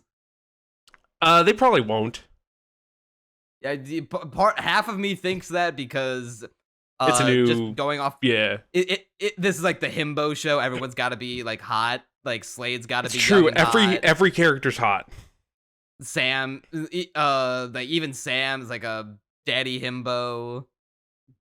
I think every character is hot except for like the children. I wouldn't say Amanda Waller's hot. I wouldn't say the children are hot, but Honestly, whoa! What do you mean? Honestly, that was no, a I'm literally trying to transition into another point. I'm trying to Counterpoint. transition into something unrelated. Or I guess it's related, but not to children. All right. Okay, good. Thank you for clarifying. Standing Look, I down. may be a YouTuber, but I'm not that much of a YouTuber. Come on. Fair, yeah. You don't have enough subscribers to get away with. True. Yeah, but okay. Honestly, I'm gonna start it with that word again. Okay. I don't find most of the characters in this show attractive, just because I don't find that the art style is typically conducive to them being particularly attractive. No, I get it. In most anime, they look a lot more cutesy and dolled up and pretty, and then Yeah, in this, it's a lot like- more simpler of an animation than a traditional anime would be. I get it. I understand. I mean, it's not even that it's simpler, but I don't know, just something about the style. No, it's less However- dynamically drawn than like a normal anime. There's a lot Well, less like shading less and stuff. dynamically drawn is true enough, I guess, because I don't know. I mean, yeah, the show's animation on the show is animation like is- very inconsistent. It is very, very okay. No, I wouldn't. I'll be even go that honest, far. I'll be It's honest, mid. It's this is- mid animation. For the You guys most haven't watched part. any of the other recent animated DC stuff that isn't the Suicide Squad isekai, but they all kind of look like this, and it's more of an issue with the studio as a whole. Like Batman the animated series and Superman like are classic, Justice League, whatever. Even going through like those shows like decades ago look better than this show. I would say even going through like Batman the Brave and the Bold, and like there's there's also a new Batman show that came out that also has a similar art style to this, and it's more of an issue with the recent DC stuff in general. I mean, the Tomorrowverse is the current like animated universe, and it all kind of has that similar kind of weird shading. Let me see if I can find a scene from it. I forget. Does the upcoming Creature Commandos show? Does it also kind of look like this show? Or I have like... not seen it. I remember watching the. I know I watched the trailer. I just forgot what it looked like. Here, I'm showing you. This is what a shot of the Tomorrowverse looks like. Yeah, I was gonna say from everything I've seen from Creature Commandos, it actually looks like it's not gonna be the case, which is good. But like here, that's a shot from like the Tomorrowverse. You can see it has like similar simplistic art style to it. Isn't that from the Crisis on Infinite Earths movie? It's either that or War World. I don't remember which one. But this is what the Creature Commandos looks like. It's a lot different. You can see it's a lot less simple. And look, there's not Atomic Skull, even though it's not Atomic Skull. Uncanny. That is, I believe that's Dr. Phosphorus. Yeah. Even though they look identical. If I had a nickel for every Atomic Skull themed villain that DC had, I would have 3 nickels. Behold, would you like to see Blight? I know you want to see Blight. What does Blight look like?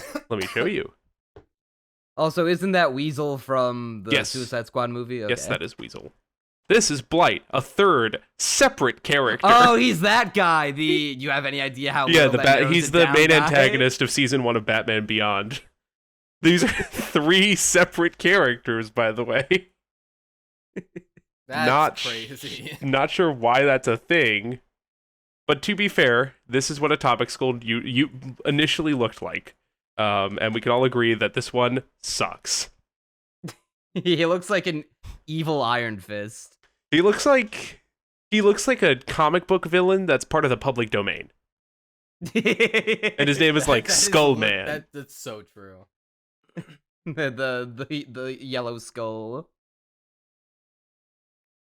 But yeah, going back to your point, Crunchy, about how none of the characters are attractive. You're wrong. Well, yeah, I can pull up Rule 34 right now and have empirical evidence of how you are wrong. Kara is the one exception to this. The thing about Kara is that they make her attractive in both looks and personality. Yeah, but she's also the only one who's attractive in looks. Yeah, I said it. Oh, okay, Crunchy. So you are attracted only to the blonde-haired, blue-eyed Aryans. True. So true. No, I think Crunchy has a good point. First time ever saying that. And that I think it's more indicative of my larger problems with DC animation. Like I said, it's too simple, and it's definitely better than what they're putting out now. But I completely understand why he views characters as just being unattractive just because of their art style. Unfortunate, but I understand. I mean, I don't even mind. Okay, that's not true. I mean, it's not my favorite art style out there. But I don't need the characters to be hot, okay? That's not what I'm getting at. I guess my bigger issue would be just the clear lack of polish put into the animation, where it's like, it's kind of choppy. They only rarely try. I mean, it's not even a matter of trying so much as just, their schedules are probably a nightmare. They're probably understaffed as hell. I'd imagine so. It's an Adult Swim show that's not Rick and Morty or Smiling Friends, so it's probably has like Rick and Morty has an anime now too. Yeah, I was actually gonna bring that up to Crunchy after the podcast. Be like, yeah, I know, like the way that the seasonal cast worked out, we kind of missed out on the Rick and Morty anime, but like, how do we like squeeze that into the podcast in one way or another? Because I feel like that'd be funny to talk about. It would be funny. 5 seconds, you both stare at the camera, just go Rick and Morty, and then that's it. True. Rick and Morty. Rick. I heard that the Rick and Morty anime is bad. Okay, that's... Well, there you go. But... Oh god, what point was I even making? Oh yeah, something animation, something. Yeah, it's like... I can imagine this show looking good consistently if...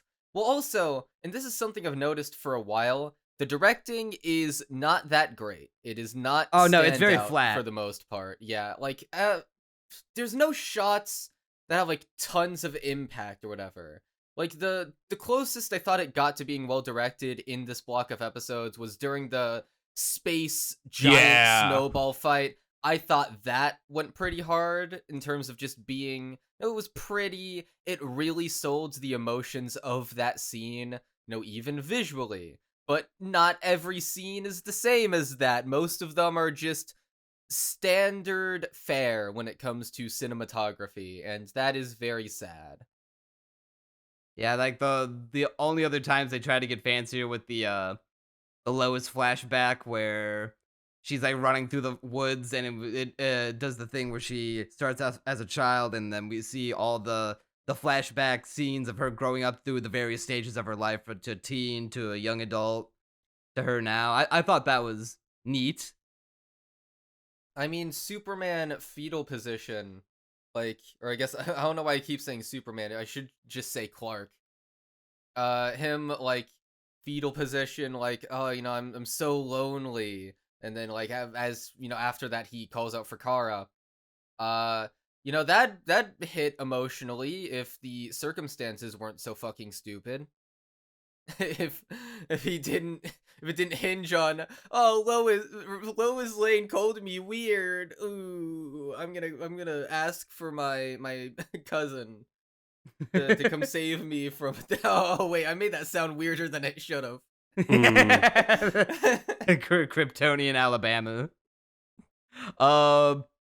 Speaking of Kara, I did find the reveal that who I thought, and I don't know if we all, at least Hirsch agreed with me at the end of season 1, those two figures that we saw, that one of them was Brainiac and the other one I thought was Zod, but it was actually Kara. Right, and that, honestly, the Kara thing, looking back, the Kara thing is a lot cooler than it being Zod. I mean, I think, because Zod's a villain. Like, if someone came down and was like, my name is Zod, you'd be like, well, yeah, you're bad. But it's like having Kara actually be not a villain per se, because, she's acting not against her will, but, groomed she's to be this way. She's manipulated. Yeah. And also gets occasionally mind broken nice to be a conquer against her will. Yeah, it's a complicated situation. Yeah, but I think that was a really fun way of like, because you see her come in, she's doing her fun little, I'm on a date with Jimmy, I'm going to make a shrine to him later, normal things. The Jimmy shrine. It's fucking adorable. That little bit of her, of Clark being like, do you know Jimmy? Do you like Jimmy? It's like the ruler of your earth. Why couldn't it be me? But I think the end of that episode being like, oh my god, they're gonna meet finally, it's an awkward moment, haha, it's gonna be even awkwarder, and it's like, oh it's really awkward, oh, he's dead. Also, I remember you mentioning last time, now Clark does learn Frost Breath. Takes him fucking 2,000 years, but he got it. Yeah, except now he fires it like a kamehameha from his mouth. Is that not funny as hell though? It is pretty funny. It's just when the first time it happened, I was like, because he fires it, and then I thought it just straight up looks like a ki blast from his mouth. But then it started snowing. Like, oh, that's the ice breath. I think one thing that they do get it, do. One thing that they do show well in this is the powers. I think every time it gets that first one, it's like something fun, something big, like the Kamehameha, or when he gets his like heat vision for the first time earlier on. Like, those are fun when he gets to do that, especially when he does his Kara cancel or whatever. Like when he explodes with energy. That's fun. Yeah, it does make him look cool to have the it's essentially him entering the Kryptonian avatar state. SSJ3 Superman Blanco. Ultra Instinct Superman. It's gotta be like those ones that you would look up on YouTube in like the early 2000s, like Super Saiyan 100, where the hair just goes everywhere, and it's like it's Linkin Park. Yeah, what I've done. Okay, that's all I could sing before you get striked.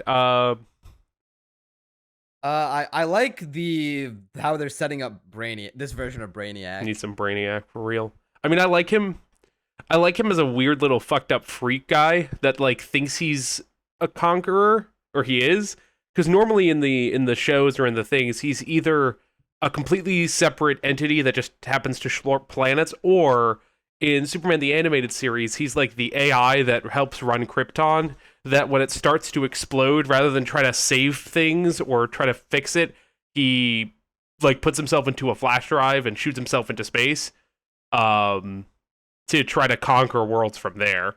So this guy's a little fucking freak who's a dad. Yeah, he tricks Kara into thinking that he's her father, and then also mind dominates her into what is possibly like the most tragic moment in the whole series so far, and that kind of got me a little, was that the reveal that not only was she like complicit in all of the conquerings, but she's probably definitely racked up a body count of some kind. Oh, she's genocided the Thanagarians, 100%. Thanagar is Hawk Girl, Hawkman.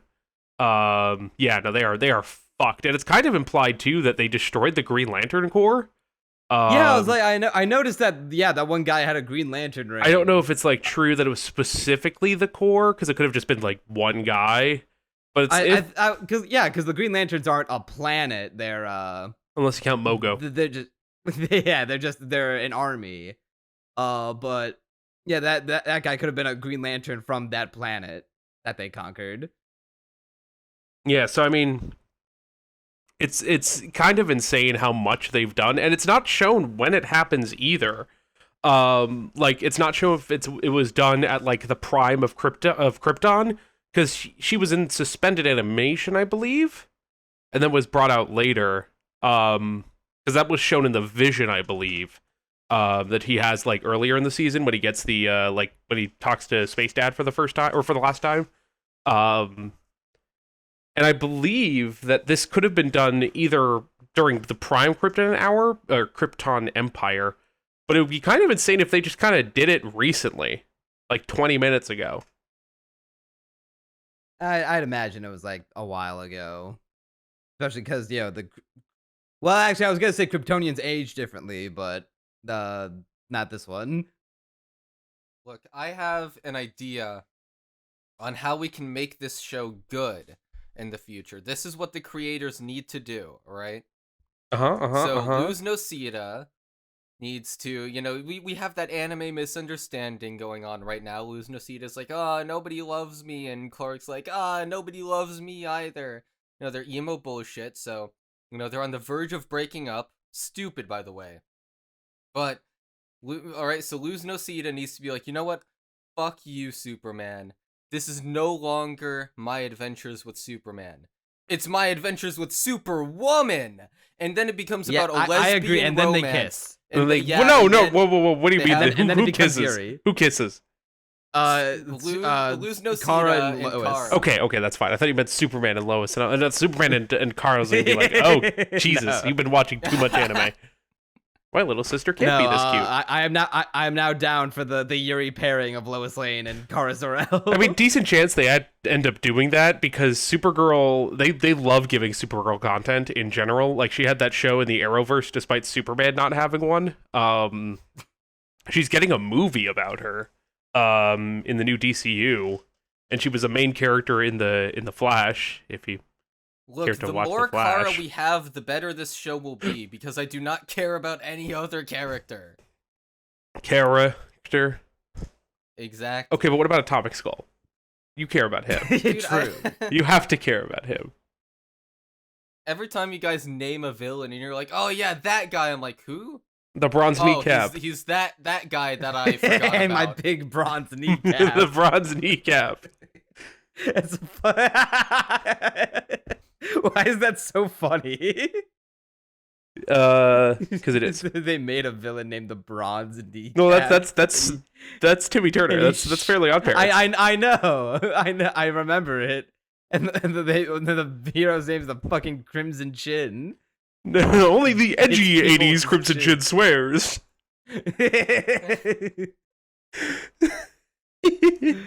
That was a good parody. So skipping to the end of the last episode we're going over, just because I want to talk about this. I need to talk about this. So the next episode after this is the heist episode.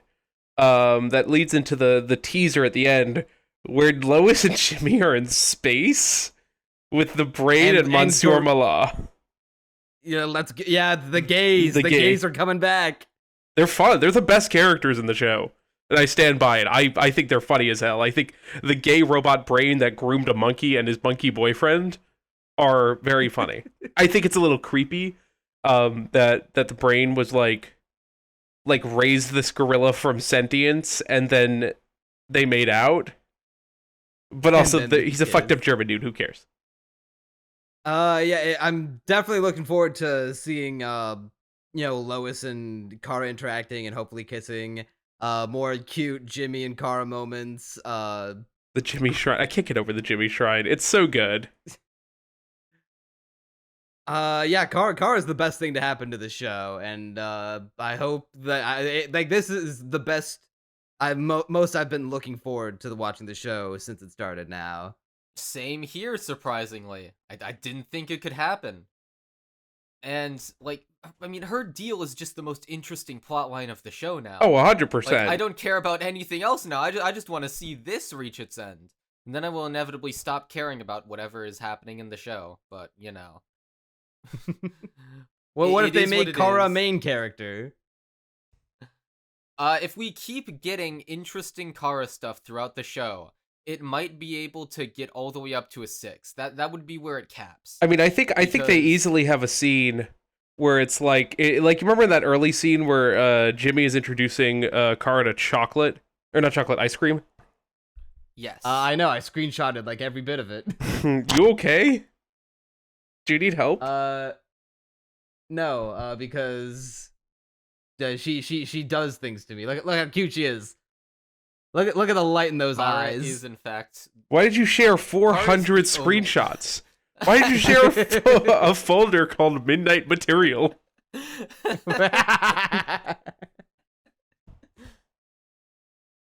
I mean, they could easily do a bunch of scenes where it's like, her becoming normal. Like, because here's the thing: Clark's been on Earth since he was a baby, so even though he's still adjusting with his powers, he's not struggling on Earth. But to see Kara do it would be a fun little thing to do, like, a couple episodes on. I mean, that's what they do in the comics and shit. Look at Syzygy wanting the autistic Kryptonian to become normal. Wow, I didn't say normal. You did say become normal. Listen, the last thing is that I'll say about it. The last thing I'll say about it is that when I saw the scene of Kara going to town on that hot dog, I was like, God, I wish it were me. I need you killed. All right, that's enough. Back in the basement for you. No! Ah!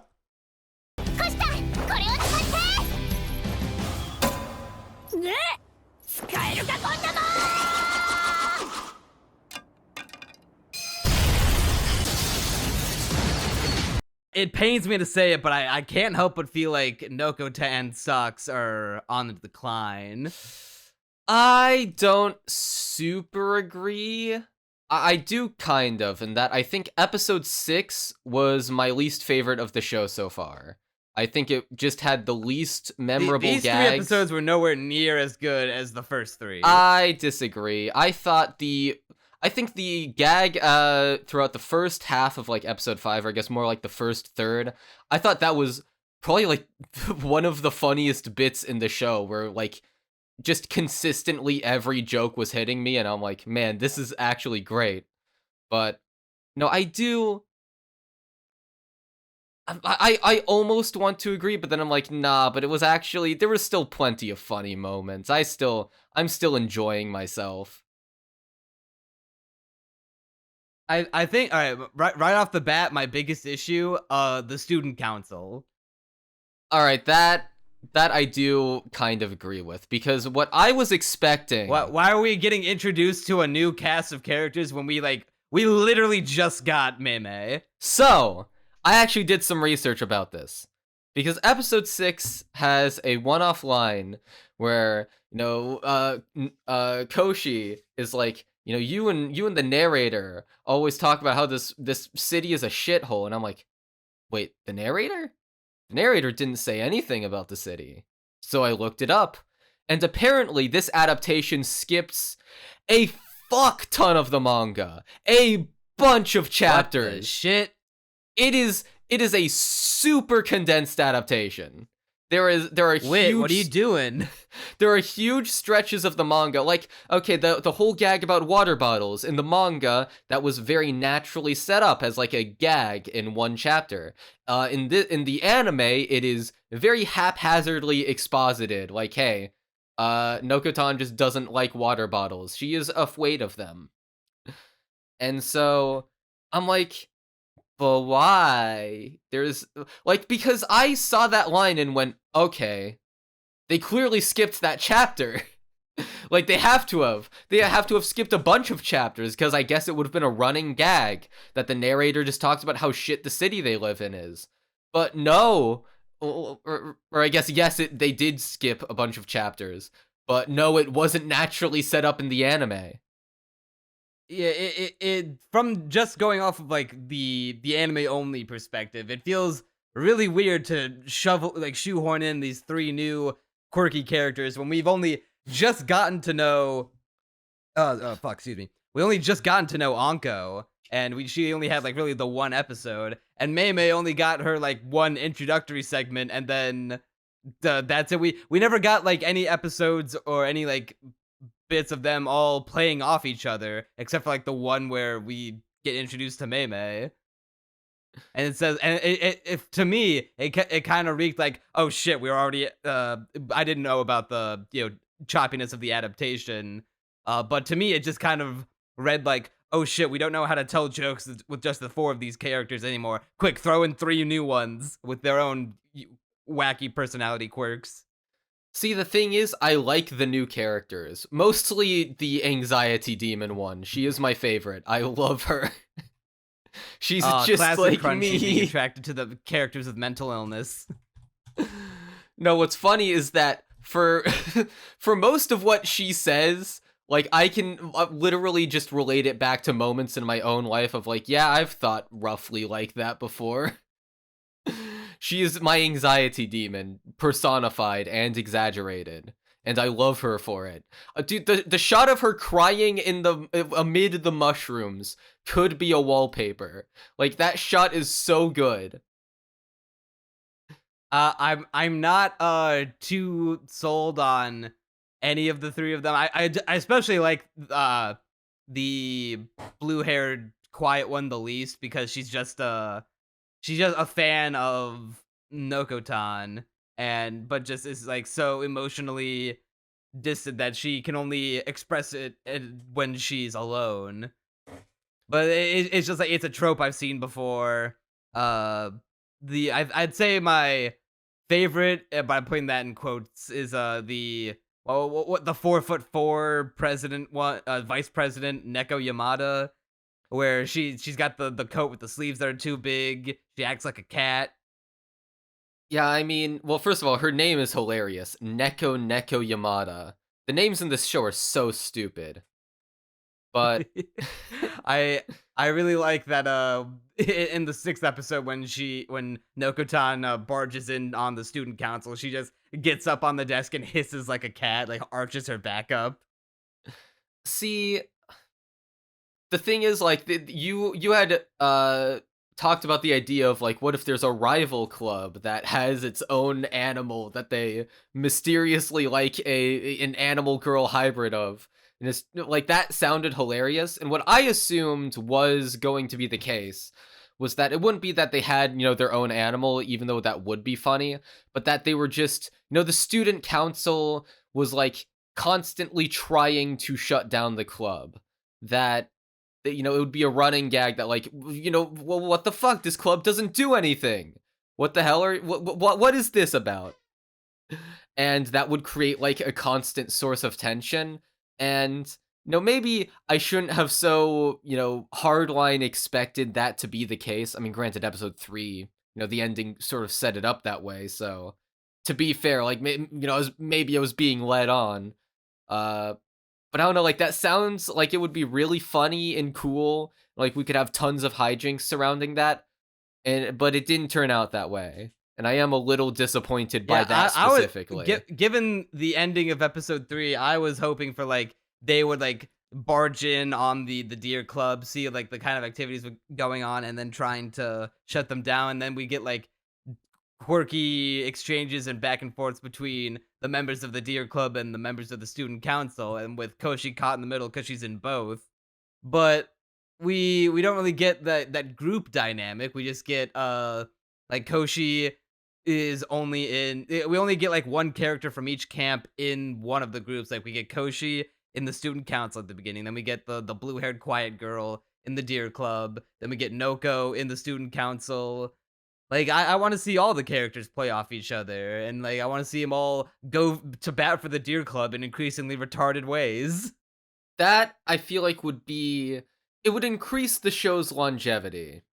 That would be my take on it, because you can get so many more jokes out of that conflict. I mean, I was even talking about this at the end of the last podcast where I was like, yeah, that would be really funny. You can get so many scenarios from that.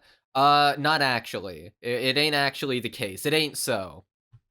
But that being said, I don't think not the show's not to say that like there's yeah, like I think the show is still funny is the thing.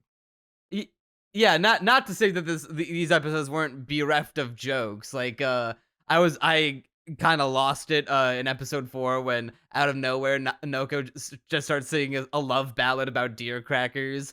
And I don't care how Reddit this makes me sound. If there's ever a scene, or if they ever do like a promotional thing, because they know about meme culture, clearly, if they did the Bully Maguire reference.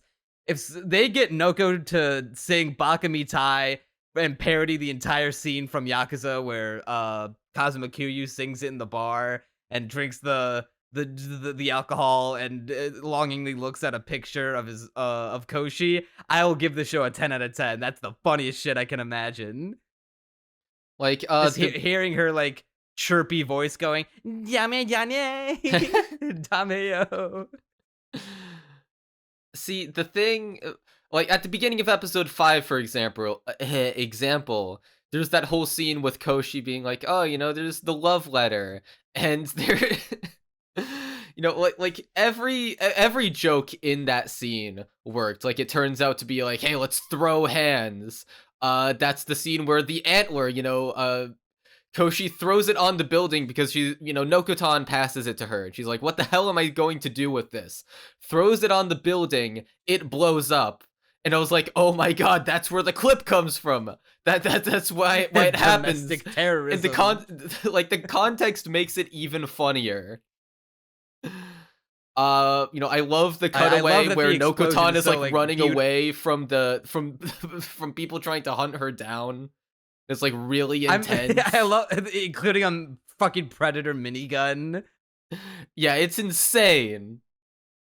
Yeah, I love I'm looking through all the other jokes that made me take note of them for how good they were. Episode 6 like how when begins with the sorry I'm cutting you off, but where the narrator says like, before we get shut down by a deer conservation group, we're going to be showing you this episode which has, all these mini scenes during the first half. I liked that.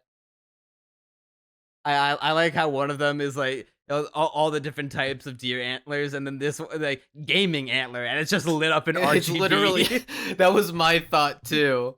Look, all I'm saying is when the blue-haired girl ordered all those antlers, she was definitely shoving them up somewhere. That's all I'm saying. Considering how she acts about Nokotan.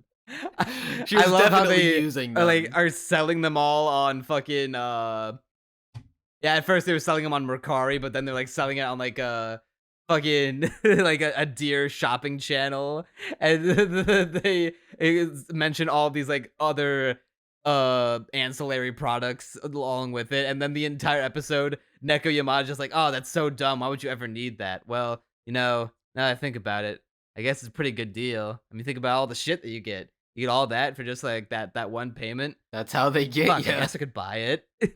Do I really need a deer antler shaped name case carrier? I mean, I love how Nokotan, she she works part-time at a deer exhibit where she just sits there and is a deer girl and no one questions it. And this is just a normal part of the exhibit. Like, the thing is, like, we I talk also about all love these... how, Oh yeah, go on. I just want to say, very, very base of Anko to be a confirmed armpit stan. Oh yeah, true. Except Cringe, I don't like And then armpits, for the- but you know, it then- makes sense for her. You were simply unenlightened, and then you more related to the guy who was passing by them and said, "Sister Yuri, I dig it." True, that's just like me for real. I will say, huge missed opportunity when, and this was what I thought for a second would, or I guess what immediately came to mind, right? In episode 5 near the beginning, where Nokotan, opens her locker, being like, oh, is there gonna be a fan letter addressed to me? And there just turns out to be nothing. She says like, oh, I bet there's tons of fan mail addressed to the studio making this anime. And what I really wish happened is that it then cuts to live action and they show like a fake PO box and there's just nothing, or like it's addressed to Nokotan, the character, and there's just nothing in it. I wish that happened.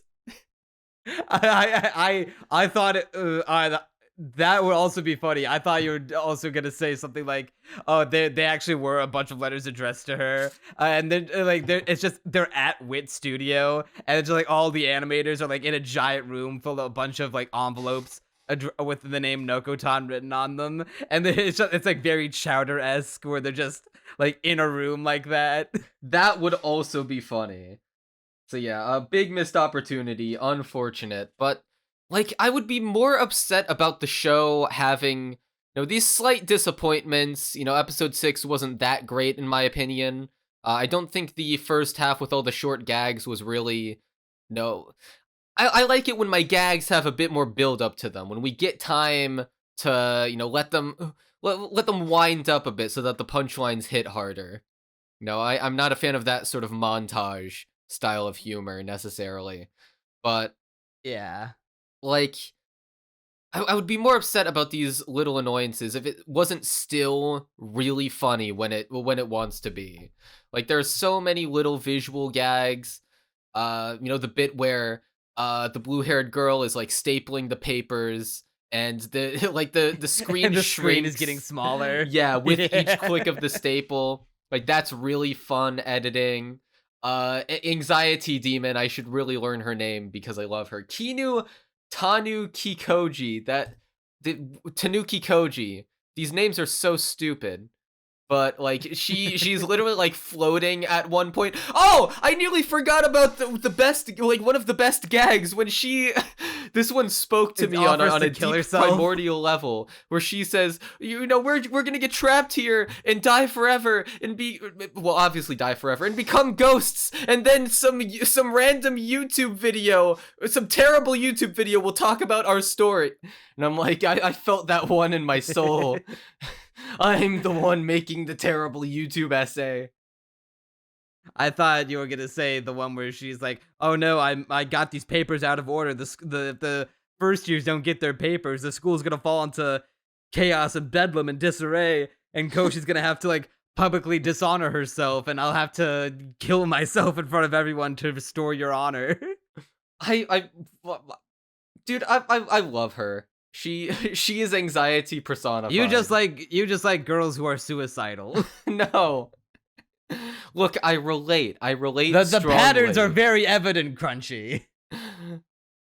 Maybe it's because they're just like me for real. Maybe I too would murder anyone my lover tells me to, and will commit seppuku as soon as I mix up some papers. No, but I love the way like it takes place like in a jury in her head, like the sentencing of Koshi. Yeah, it reminded me of the scene from Oppenheimer at the trial where the fucking what's his face, the guy that Robert Downey Jr. played, was like for his hearing.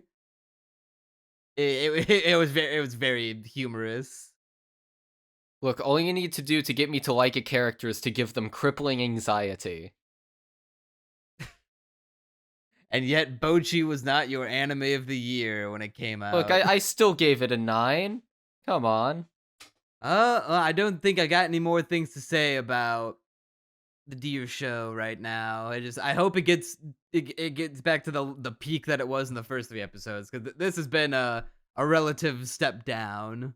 I think structurally it has missed potential, and that is disappointing. But on the other hand, I think it's about as funny as it always was, except for, once again, episode 6. Like, I didn't think the bit about the weird antler ball alien. I didn't really get that one. That's been the worst part of the show so far. I did not laugh at all during that. I thought that one was kind of mid. Nokotan taking off her skin almost makes up for it though. So, and also that one was wearing her was skin. the right. Yeah, that was like the proper amount of curse that I expect from this kind of show. Yeah, and I love how as soon as she like casts it aside, like, "Hey Koshi, do you want my skin?" She's like, "Ew, gross, no." And then he grabs it, immediately starts wriggling into it, and then wears it. But that's the kind of disturbing imagery that I came to see. yeah, like, but then they also skip over the entirety of summer in that episode because they do make light of it. I do like how the student council's like, how come our summer didn't feel like summer? Like, they're doing a decent job of like making these cuts to the manga make sense, but at the same time I'm like, but can we just show it? I mean, this is good. I bet it's good content. Come on. So, I don't know. I'm disappointed by stuff like that, but overall, like, it's still funny. As long as it's funny, it will be at least a 7. That's true. Like, it's not like the show is bad right now. It's just I wish it was maintained the insane levels of like peak comedy that it had in the first 3 episodes. It just felt like we've been on a slow but steady decline. I half agree. I think I'm more favorable to the show than you at this point, but there's like it's the details. The devil is in the details with this show, and the details are disappointing. Yeah, well, with that, I think that's all we got for today. Any like little last minute things to add? Yeah, this podcast was mostly us talking about not anime. No, r/anime was right. We're not an anime podcast. Despite having anime in our name. we don't meet the requirements. We have at least 51% of the podcast has to be about anime. We spend a majority of it talking about Wannabe Chris Hansens on Twitter, and milk inside of a bag of milk inside of a bag of milk, and Kirby and Mario, and how cringe Adobe is. Look, Kirby has an anime, therefore. And look, Kazu likes anime, therefore. Well, hopefully we'll starting with the next episode. We're gonna be, well, I say that, but then I just remembered we're not even gonna talk about anime next time. Oh yeah, we're gonna be we'll talk about anime news. That's it. Look, we're still figuring out the new format. We'll get it right eventually. In the meantime, if you enjoy the banter that we have, tell us below. Hey, you get to guide the direction of the podcast in a very subtle way by commenting. God, I felt a burp coming for a second. Commenting and telling us, like, hey, is this peak? Is this Kino? What isn't Kino about the podcast? Just tell us in the comments, and we will listen. Please let us know in the comments, because the first episode of the reboot actually did pretty well for itself, for being such a radical change from what our fans are used to.